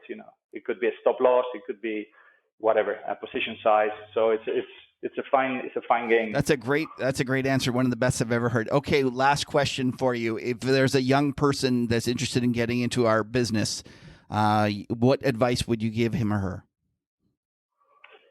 Look, I get this all the time. I think people, it's very difficult. I think my advice would be to work for the right people, and to work for the right people, you're gonna have to hopefully get a bit of luck, but I think you can look for that luck.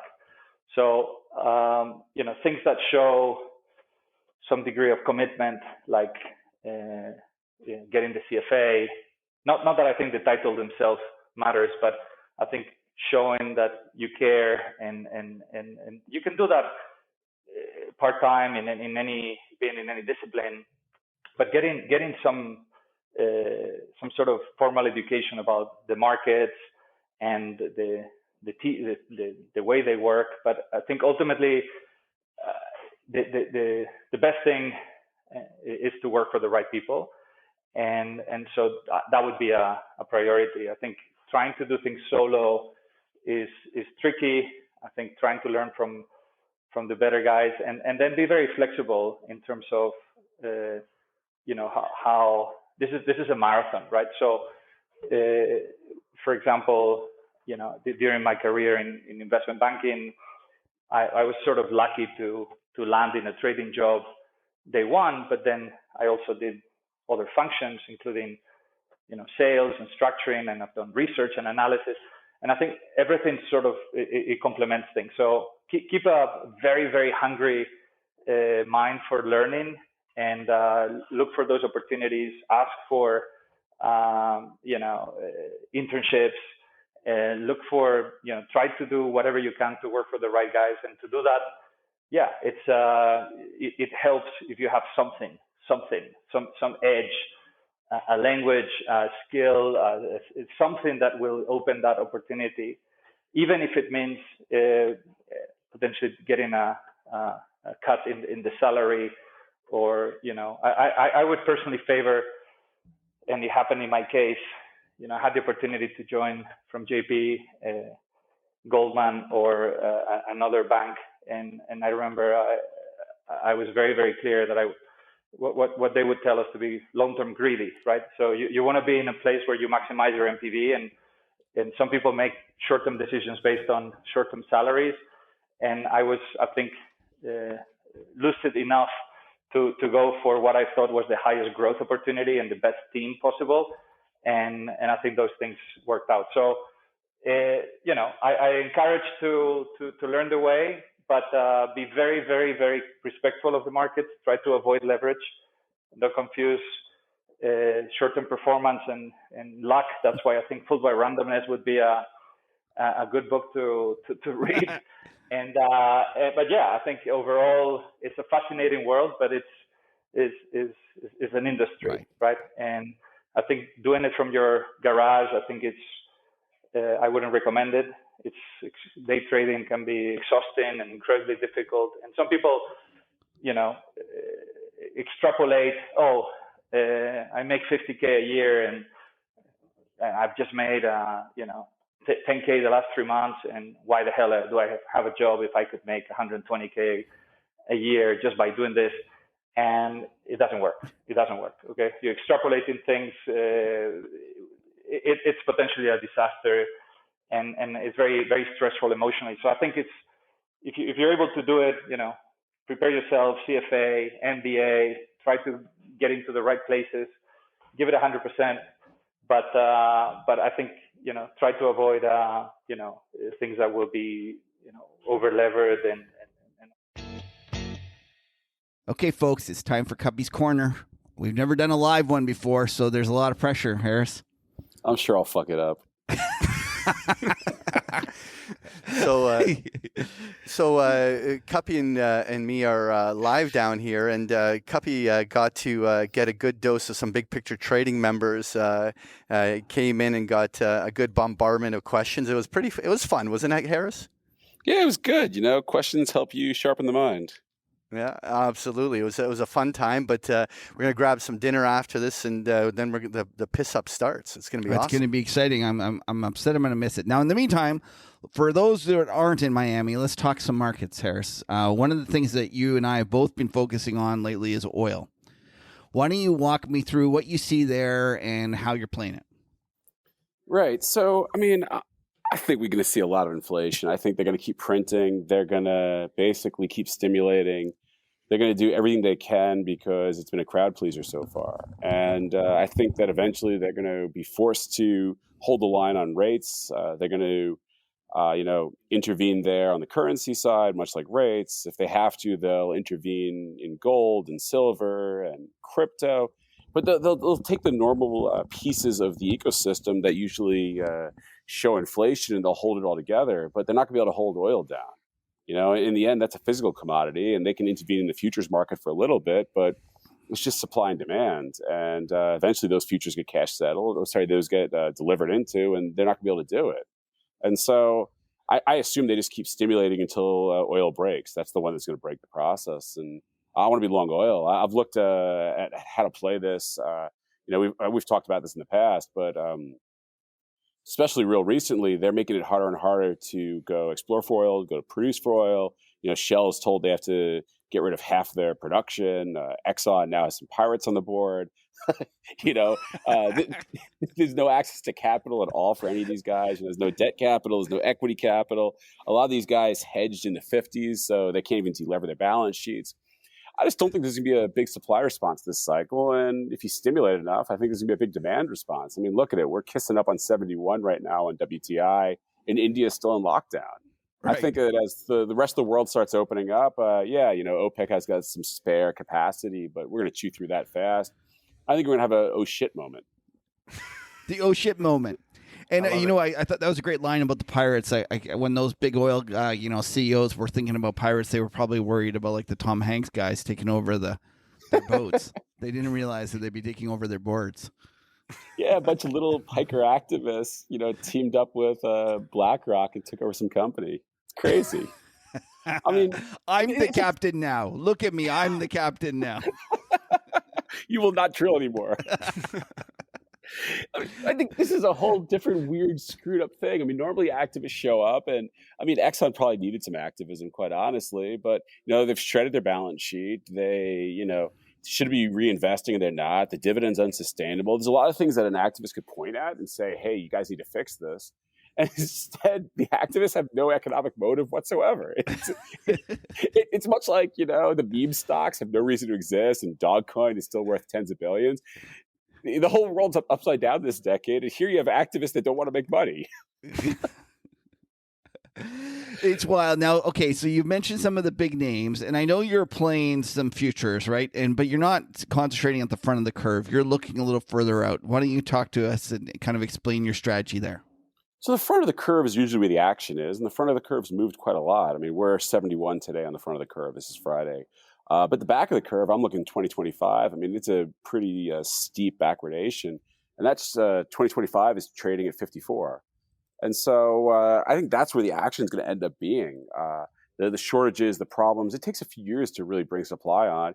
And that 2025 is probably right in the teeth of where it is. It might actually be a year or two past the teeth of it, but that'll experience the motion too. Plus, I'm far enough deferred that if I'm wrong on my timing, I'm going to still get it right. I'm playing that through the futures. I mean, look, when you look at the futures, they're at 54 right now. When crude oil went negative on the front of the curve, they were at 40.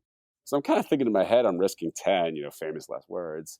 But, I feel like there's a ton of upside if you really have a crisis here. So I'm playing it through the futures, but I'm really playing it through the futures options. I mean, we're looking at like 14 vols right now in the 2025 paper, and I've, kind of queued in on a few strikes, and I've been buying the shit out of them. I think they could be multi-baggers. I think it's actually a better way to play it than going to buy the producers. I think the producers are going to end up having a lot of inflation pressure themselves when it comes to their costs to ramp supply. I think they're going to be getting random taxes. You're going to have random judges in courts just saying, hey, you guys have to do this different. I think they're the ones that are going to bear the brunt of this pain, and that's part of the reason why I'm so bullish oil. So that's not the piece of the curve I want to be on. I want to be just playing the physical commodity. And, if you could buy something 5 years out at a 14 vol that usually has a much higher realized vol, like, sign me up. Yeah. I worry about one of those producers that they're going to be kind of the classic value trap. That even if they do well, nobody's ever going to pay up for it because they're going to view that it's kind of only the next year, right? Like they're not going to push earnings forward indefinitely into the future because most of the market will assume that the industry won't exist. Right. I think a lot of these guys also are going to take all the cash they do earn and plow it into new production eventually. So you're just going to be funding new CapEx. You're not going to see those dividends. I mean, it's oil. You're never going to see dividends. Let's be realistic. But, it's all an illusion. It's like trading in the S&P when you think you're up. It's really just a loan. So I just don't think that's the way to play it. The other way I'm playing it, I really do think those calls. I mean, I think those calls can be multi-baggers. But the other way I'm playing it is a company called Valaris. We covered it a few times in Kedem, my event-driven monitor. Why don't you tell people about this? It's Kedem is what it's short for, and like how can they sign up? So it's short for Kuppy's event-driven monitor, and we track over 20 event-driven strategies, and it comes out every Saturday. You can go to kedm.com and sign up. Okay. It's still free, but July 1 looks to be the date where we put it behind the paywall. Oh, it's soon. It's coming soon. Well, it's just a matter of perspective. It's supposed to be like April. But our IT guy was about 2 months behind schedule on building our website. Okay. So you highlighted it. Now the company is Valaris. The symbol is VAL. Why don't you tell people a little bit of its backstory and why you like it? So one of the strategies we track in Kedem is bankruptcy restructurings, because there's a lot of alpha in these things. You have a situation where you have a lot of debt holders that really didn't want to own equity, but they got equitized. So they have a mandate, or they're in a hurry to get those shares sold because they're a bank or something that's supposed to own shares. It's an ESG thing where these guys probably bought bonds 5 years ago when ESG wasn't as big of an issue, so they have to get it off their balance sheet for that reason. You have a situation where offshore has just been terrible for 7 years and everyone's sick of hearing about it. You have no iBankers showing up. You have no analyst coverage. You have all these things that kind of collude to make the stock cheap. Plus, many bankruptcy restructurings, the management get their options struck based on an average of the first couple of trading days. So everyone colludes or everything kind of comes together to make the stock cheap. And it's a great place to go fishing for cheap stocks, especially because they come out with a clean balance sheet usually. So, you're basically at a lower cost than all your competitors. And so Valaris came out of bankruptcy, and it came out to start trading about $21, which is where we flagged it and where I bought a ton of it. But at $21, they had about $100 million of net cash on the balance sheet, and they had about a 1.5 billion enterprise value. And the equipment, it's offshore drilling. The equipment has a replacement cost north of $15 billion. So you're buying a bunch of steel at 10 cents on the dollar. And I don't think anyone is ever again going to go to a Korean shipyard and say, let's spend $1 billion in an eighth generation, ultra deep water, harsh environment jackup, or, a drill ship or whatever. I just don't see anyone spending that sort of money. So you don't have new supply coming. They keep scrapping the older ones. And I think eventually guys are going to go, when they do look for oil, when oil goes over 100, they're not going to go looking as much in the U.S. because there's going to be a lot of regulatory and a lot of cost pressure. They're going to go, Guyana, or West Africa, or one of these places where they don't really care about the environment and they don't really have regulations and they just want to make a lot of money. And these drill rigs will be moved out of the Gulf of Mexico to these funny countries I can't find on a map. And I think they'll be used. And I think I'm buying a lot of equipment very cheap. So anyway, I bought a ton of it at 21. We talked about it in Kedem. It's about 28.5 now. I think it's going a lot higher. Okay, that's a great line. Countries that you can't find on a map. Well, Okay. usually my line is countries where you don't want to drink the water. That's a good one too. I like that as well. Much more kind of diplomatically correct than some other things that some famous people have said. Moving on, you had another name. I don't know if you're prepared to talk about this, but I in your Kedem, you also highlighted another one that came out of bankruptcy. Did you not? We've highlighted a bunch of stuff. Which one, Noble or no? It was the WFTLF or whatever it is. Oh yeah, what the fuck? Yeah, we called it what the fuck amongst our shop. The ticker used to be WFT or WTF. I don't know. Anyway, it was WTF LF. So we got to figure out what the and then something LF. It's graduated to the big board now, though. Oh yeah, they grow up so fast these days. It was only the pigs for 2 years.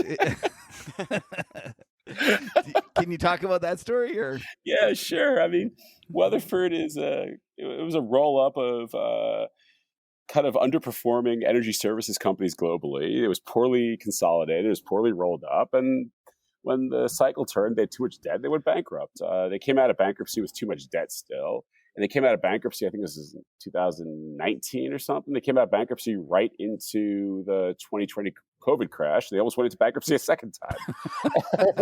I mean, the bonds traded way down. And so this is a flag by a good friend of mine who is like, hey, what happened is eventually they were able to roll the debt and refi it and lower some of their interest costs. And then oil started recovering. And he flagged it and he said, look, compared to Schlumberger and Halliburton, these guys are like a C-.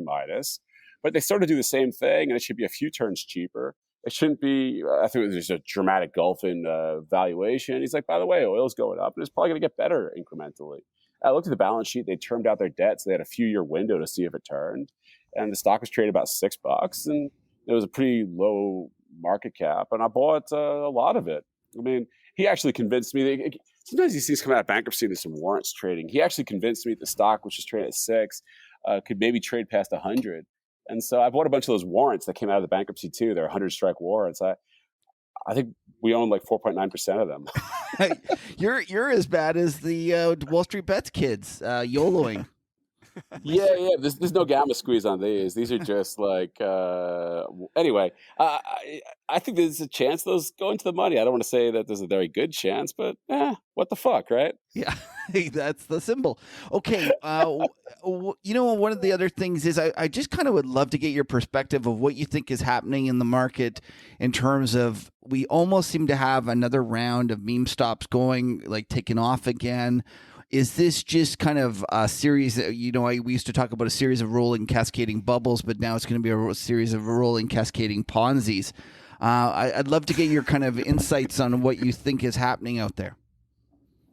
I have no idea. I got a question for you. Why are AMC bag holders called apes? I have no idea. You're asking the wrong.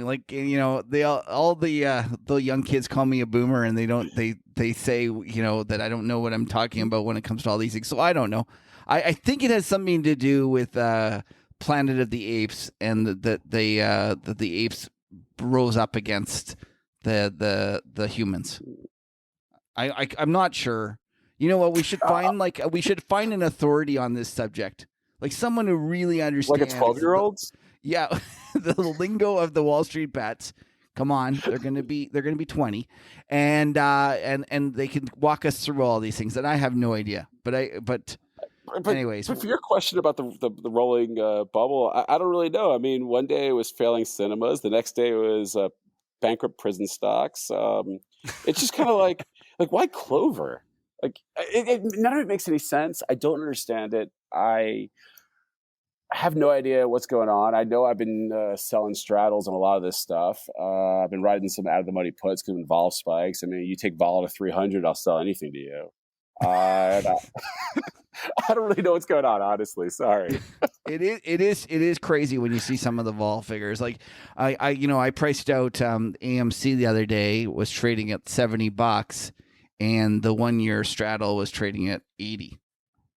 So, I guess, of course, it could theoretically explode to the moon. That right tail risk has become scarier and scarier. But at least on the downside, I'm covered till -10. Yeah. Well, I remember I was selling some of these at 200, and you're like, Kuppy, hold back, hold your fire. This is going to 400, and you were wrong too. The ball, you mean? The ball, yeah. Yeah. We were looking at the weekly YOLOs, and you're saying 200 is that's kind of cheap. The 200 when the meme stop takes off now, like it's like 150 is kind of the standard bid, and like I think it's 300 offered. That's where I kind of view it as when they come for it, that's what the new market is, 150 to 300, and then when things get really crazy, they crank it up to 600. Which is just unheard of. Like, it's just absolutely insane. And the part that I think is hilarious is how they actually think that Citadel is losing money. I could tell you that, they're going to have some mark-to-markets, but on the whole, people are overpaying for premium. And when you overpay for options, the reality is that you're going to lose. So, anyways, that's my view. I don't think that we're going to... Because even if it goes temporarily in your favor, not everyone sells at the right time. And the volatility, this stock whips like ridiculous amounts on an intraday basis. I just think, though, that when you keep selling, they just back off, and I think they just make sales at every level. Like, I've told the story when I was at the bank and long-term capital hit. We were selling vol, and we just sold the first level, and we sold the second level, and the third level, and the fourth level. Like, we had a balance sheet. We could sell every level. And I saw hedge funds coming and having to puke, bringing in their vol, paying up for it. And, we would sell them that vol, too. Like, the reality is that when you have a big balance sheet behind you, yes, that you can have some – it's like writing insurance at any one moment. the insurance, you could have a claim that puts you offside, but the reality is that you're now able to sell insurance at a higher price. Now, I realize that's super simplistic, and vol traders are going to be like, Kev, you don't know what you're talking about, blah, blah, blah. But on the whole, I talked to Jem about this, what was it, last week, but someone's got to be selling this. And when you take it and you make it more expensive, you just end up selling it at a better price. And yes, to some extent, it ends up being that if you sell too much of it, it can become destabilizing to the stock, and there's no doubt about it. But AMC, look at this week; it barely moved. Like, it settled down. Like, there's no way it realized a 900 vol this week. Right. I mean, part of the thing that I find interesting about these meme stocks is that they usually get to an absurd level. They back off about like a third, and they just stay at that level. They don't go back to where they used to be. That's what I find the most perplexing about it. Like GameStop, I completely understand what happened. I get it. I don't understand how it went up the second time, or why it didn't collapse back down to $10. And these guys keep just blasting stock at the face of the crayon eaters, and the crayon eaters just show up for more. Like, I just don't get it. I think Sorry, I've got like 100 names for the Reddit crowd, depending on what mood I'm in. It's a good line. And to some extent, like the AMC guy's telling you not to do it, that it's a bad investment, right? The CEO, he's saying that that this is insane, but we're gonna keep selling stock. I think more and more you're going to see these companies realize that it's a huge opportunity, and they're just going to hit the bid with everything they have. And they have been. AMC did 2 offerings in 48 hours. That's a new record.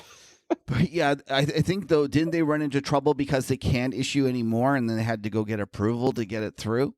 Like, there's other companies, it's unlimited stock, right? There's no preconceived, notion about how much stock. Like, isn't that what happened with USO? I think during the COVID crisis, that it got down there or something. One of the ETFs, they had never imagined that there would be so much of it.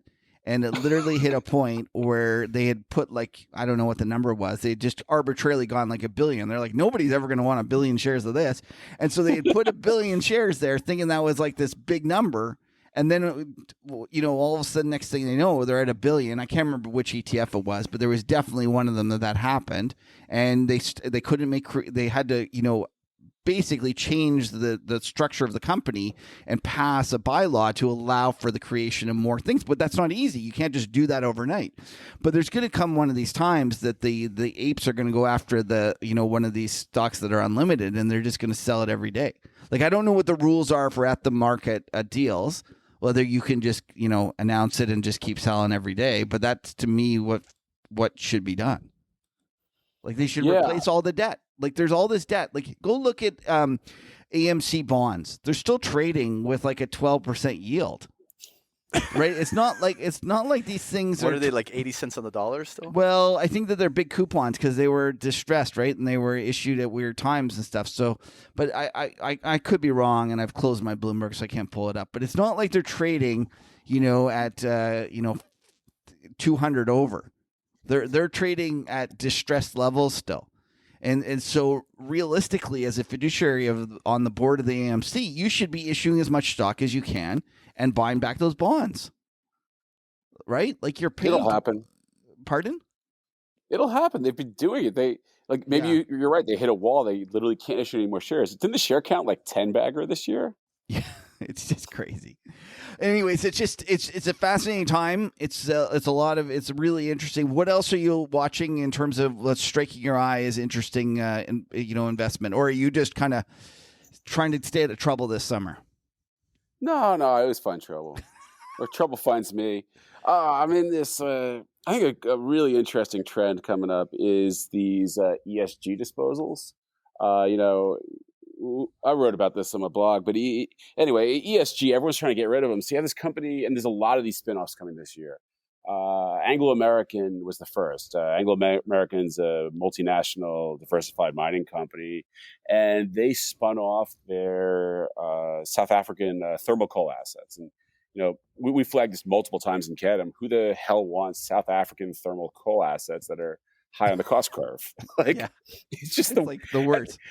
And they structured the spin as a 1 for 10. Anglo is mostly owned by ETFs and institutional investors. So the institutional guys can't touch the ESG stuff. The ETF is not in the ETF. They just need to dump it. The primary listing is in South Africa. So a lot of guys are going to have like custody problems, like who's set up to own South African stocks. It's just like so many things coalesce to make this a clusterfuck. And I just thought, this stock's probably going to trade too cheap. And there's a price for everything in this galaxy. And, the stock, we don't have a final balance sheet for end of June, but based on the cash that was inserted into the company in the prospectus, there's about 95 pence, British pence per share in terms of net cash. There's no debts. And the stock traded down to 105. So it's trading about 10p over the cash balance. And this is a profitable company. They're guiding. It was trading about a 30 million enterprise value, and they were guiding to 200 to 400 million of cash flow. So it's trading at like 1/10 of 1 times cash flow on an EV basis, and that was at 90 per ton thermal coal, and their benchmark's like 115 right now. So it's like less than 1/10 of one, whatever. It's really cheap, right? Like stupid cheap. And so I bought almost every share I could get my hands on, quite honestly, below 115. And here we are at 155. I think it spun off on Monday, and here we are on Friday. It's 155. I'm already up like 30% in a week. It's been a good week for the home team. For those that are interested in just kind of following up on this, it actually trades in London as well. Symbol is TGA, and it trades on the LN exchange on the Bloomberg. I think that's a fascinating story, and I never actually kind of put 2 and 2 together, Kuppy, that this is going to occur more going forward. Well, because Rusal is next. Rusal is spinning off some thermal asset. It's bad when the Russians are worried about ESG. But there's about 10 of these on the docket where companies are getting rid of thermal assets. You have other companies getting rid of mining assets. Anything that could possibly be ESG, guys are trying to get rid of. You even have like electric utilities dumping their coal power plants. Like you just have a bunch of these companies that are cleaving off anything that doesn't get an ESG check mark, and they're getting rid of it. And I think this Exxon thing accelerated that. And I just don't think there's a large enough base of people to buy these assets. Thungela, the thing they spun off, they're targeting between a 50 and 100p dividend. So it's trading at a 30 to 60 dividend yield. And that dividend, there's no debt. It's probably a pretty sustainable dividend at these coal prices. So, I think a lot of these things will just trade to stupid values, and guys like me will end up bag holding for a while because there's really no incremental buyer. But eventually I get paid. I always get paid when I buy something cheap. But there's about 20 of these in Kedem we're tracking, and if any of the other ones are as cheap as this one, there's a lot of money to be made. Okay, Kuppy, it's always fascinating to have you on the show, and I wish I was joining you and Patrick for dinner tonight, but I know you guys have to get out and get to your reservation. Dinner? How about the piss up? The piss up as well. The piss up with all the. It's going to be a great night. It is going to be a lot of fun. It's going to be debaucherous. I can see it. So, Harris, one last chance. Why don't you tell people where they can get into Kedem for the last month? The last month is free, but if you want to check it out and see it, go make sure you sign up. Where can they find it? Go to kedm.com. It's coming every Saturday. I think we have 3 more issues coming. We're not doing one tonight because I'm probably going to have a nasty hangover tomorrow. So it's been done this week. So don't email me. Don't check your spam. It's just not happening. But we have 3 more free ones. I hope you guys all pay up. I hope we've found enough interesting event-driven stuff. And I promise there'll be some pictures of Patrick passed out for the next episode. Oh, no. It sounds good. Hey, listen, you want to sorry, Patrick, I didn't mean to walk all over you there. Go ahead. No, I'm just saying he's going to stick around for the rest of the show. Oh, that's what I was going to say. Do you want to stick around for when we make a bet and Patrick and I do the stuff? Yeah, I can laugh at you guys. Okay, for sure. That's great. Okay. All right. Moving on. Okay. It's good. It's actually going to be a quick one. We're going to do the skin in the game. That's right. Okay. And Patrick, I think you lost. I lost. I lost. Well, you know what? Listen, I thought I picked the level on crude oil dead right. You just picked the right side of it. I mean, it more or less traded just barely above 70. I mean, it could have gone either way, but you nailed it. You picture out of my pocket now going to the next market huddle piss up. But you know what? It's for a noble cause, and I think that a picture it is. But why don't you quickly tell everyone the rules now, and then you're going to have to throw a new bet at us. I know it is going to be interesting. I thought I was going to lose because a certain somebody was talking about a breakout, and I was a little worried. We won't name who it was, but someone nearly goochered the oil trade. Like for he did. You. He started talking about it. He got out of bed and he was feeling like that it was going to be the breakout day. And then I was like, oh God, he just goochered my trade, didn't he? And sure enough. Okay. Well, anyways, listen. Skin in the Game is our weekly opportunity for us to demonstrate that we are degenerate gamblers at heart. Every week, one of us presents a wager, and the other guy chooses which side of the bet he wants. Every wager needs to settle by the next episode, and the currency for the wagers is as follows: a Duke and Duke, which is a crisp $1 American bill. Got that out.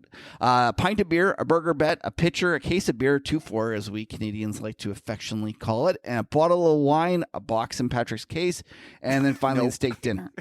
The winner of the bet is obligated to create a new bet for the following week. All wagers settle in full, and there will be no netting of positions. This is not post-Lehman. This is pre-Lehman. All right. Okay, so I have to come up with something. Yes. So I got one for you. I actually have been thinking about this. It's going to be, we're going to do the S&P. Oh, I love it. I'm in.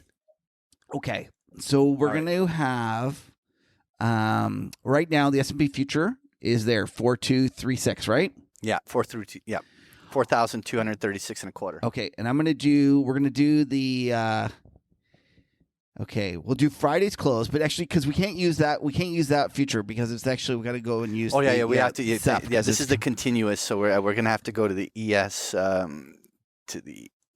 We'll just put in the SEP. The September contract. Okay, the September closed at 4236 and a quarter. Okay. Yes. Here's your bet. Does that close more than 45? Okay, so but not 45. So we'll take 45 divided. No, we'll do 25. Does that close higher or lower than 25 points from here? Sorry, so not higher or lower. Sorry. I'm going to say it closes within the range, 25 points on either side. You say yes or no. So basically, I've got 25 up and down for the trade range. And you know what? I didn't articulate it very well. You're basically just calling for the like one of us is betting on the gamma pin, the other one is betting on a break. 25 points up or down. Is it going to close? Kuppy's on here, and so you know what? I'm going to allow Kuppy to pick for me and bet for me. That's no, you know what? No, it's not. It's not. Now, Kuppy, you've heard of this gamma pin? Yeah, I think it just plugs that strike. It's going nowhere. It's going nowhere. So we're taking on the inside here, Kev. All right. So this is the problem because Kuppy's got like a brain, and because I don't, right? Bro, it hasn't. It's moved like 5 handles a day for 3 weeks. But the thing is, Patrick loves imagining that things are going to move more than they do. Oh my God! So I was trying to play that. Okay. Well, anyways, we got summer trading. Nothing happens. I know. Wake me in October. All right, Kuppy, what do you think? Is this a pitcher bet, or do you think we go higher on this? No, I'm not going higher.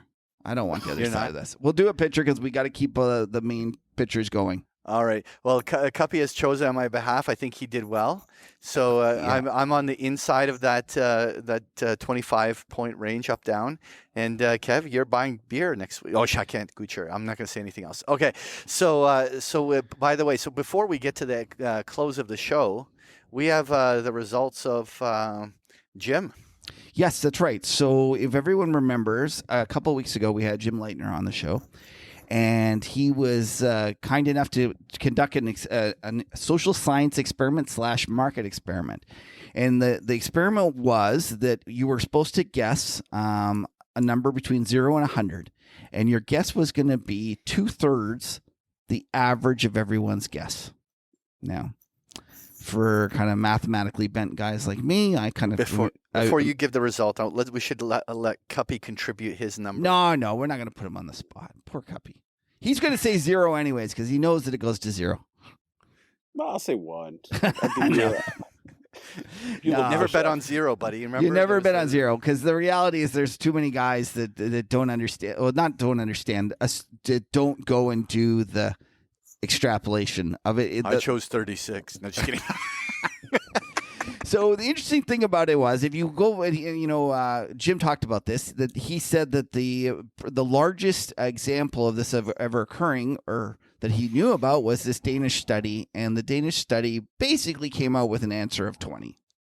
Right? It was 20. So the average was 30, and then so the 2/3 the average was 20. It was roughly around there. I can't remember. And so the question was, as we kind of solicit finance listeners that do math more, are they going to be more inclined to take it through more iterations than the average public? And as you take it through more iterations, you go to zero, you get closer and closer to zero, right? And that's the whole idea. Now, I must say, there's a few of our listeners that are kind of a little bit on the scheming side, or scheming, as Patrick used to say. And what they did was they decided to be a little bit smart ass. They figured out a way around it, and they put in 100 10,000 times. They screwed the sample size. Yeah, but that's okay. we got rid of them, but good try. I kind of like, I don't know who it was, because we got to go look at the high levels and guess who did it. But good try. But we've adjusted for the pranksters amongst you guys. So after doing that, I am pleased to announce the results. There, let me just grab them here. Okay. So the average. Well, actually, you don't know. Patrick, do you want to make a guess what it was? Yeah, I already know the answer. Oh, you did? You saw it. Okay, I didn't realize that. But so remember, Danish study was roughly 20, and we did indeed come in lower, which is what I would expect. So, drum roll. Drum roll. Yeah, Lena, edit that in there. Poor Lena's not going to edit it. It ended up being 18.37. Okay. And 2/3 the average was 12.25. Okay. And I have the great pleasure to say that the winner was Alexander Soroff, and he is the lucky winner of Jim Leitner's signed book of House of Money. So Thank you very much for everyone for participating. We actually, one of Jim's guys, Scott, he's a math wizard. He's the one that's going to maybe see if we can put together and kind of share the data a little bit and show people what it was. I think we had over 1,000, so it ended up being a decent size in terms of sample. But it was a lot of fun, and we do appreciate everyone who played. That was awesome. All right. So I guess there's nothing left but to close the show. Me. Thanks for tuning into the Market Huddle. We appreciate you spending some time with us. Please give us a follow on the Market Huddle. We're there on Twitter every day, or actually Lena's there every day. She gets tired of talking to Patrick and myself. You can listen to the Market Huddle on all the networks: Google Podcast, Podbean, Spotify, Android Play, iTunes, and YouTube. A lot of people watch on YouTube to see all the charts and visuals. And while you're there, please like and subscribe to get our latest content. Please, if you could give us a review on iTunes. I need some new ones to read, so make them funny. Patrick, where can they find you? You can find me on Twitter at Patrick Ceresna, and you can find me at bigpicturetrading.com. And Kev, where can they find you, buddy? Well, before I tell everyone where they can find me, Harris, you still there? Still here. What's your handle on Twitter? At HCuppy. At HCuppy. Make sure you follow Harris as well. Big thanks to him for sticking around with us for the whole show. I'm Kevin Muir. You can follow me on Twitter at Kevin Muir, or you can check out my newsletter at themacrotourist.com. And listen, you can never have too many friends. Bear market, bull market, we're just happy to spend some time together on this crazy ride. So thanks for tuning in, and check us out next week when we return with a show in the regular format.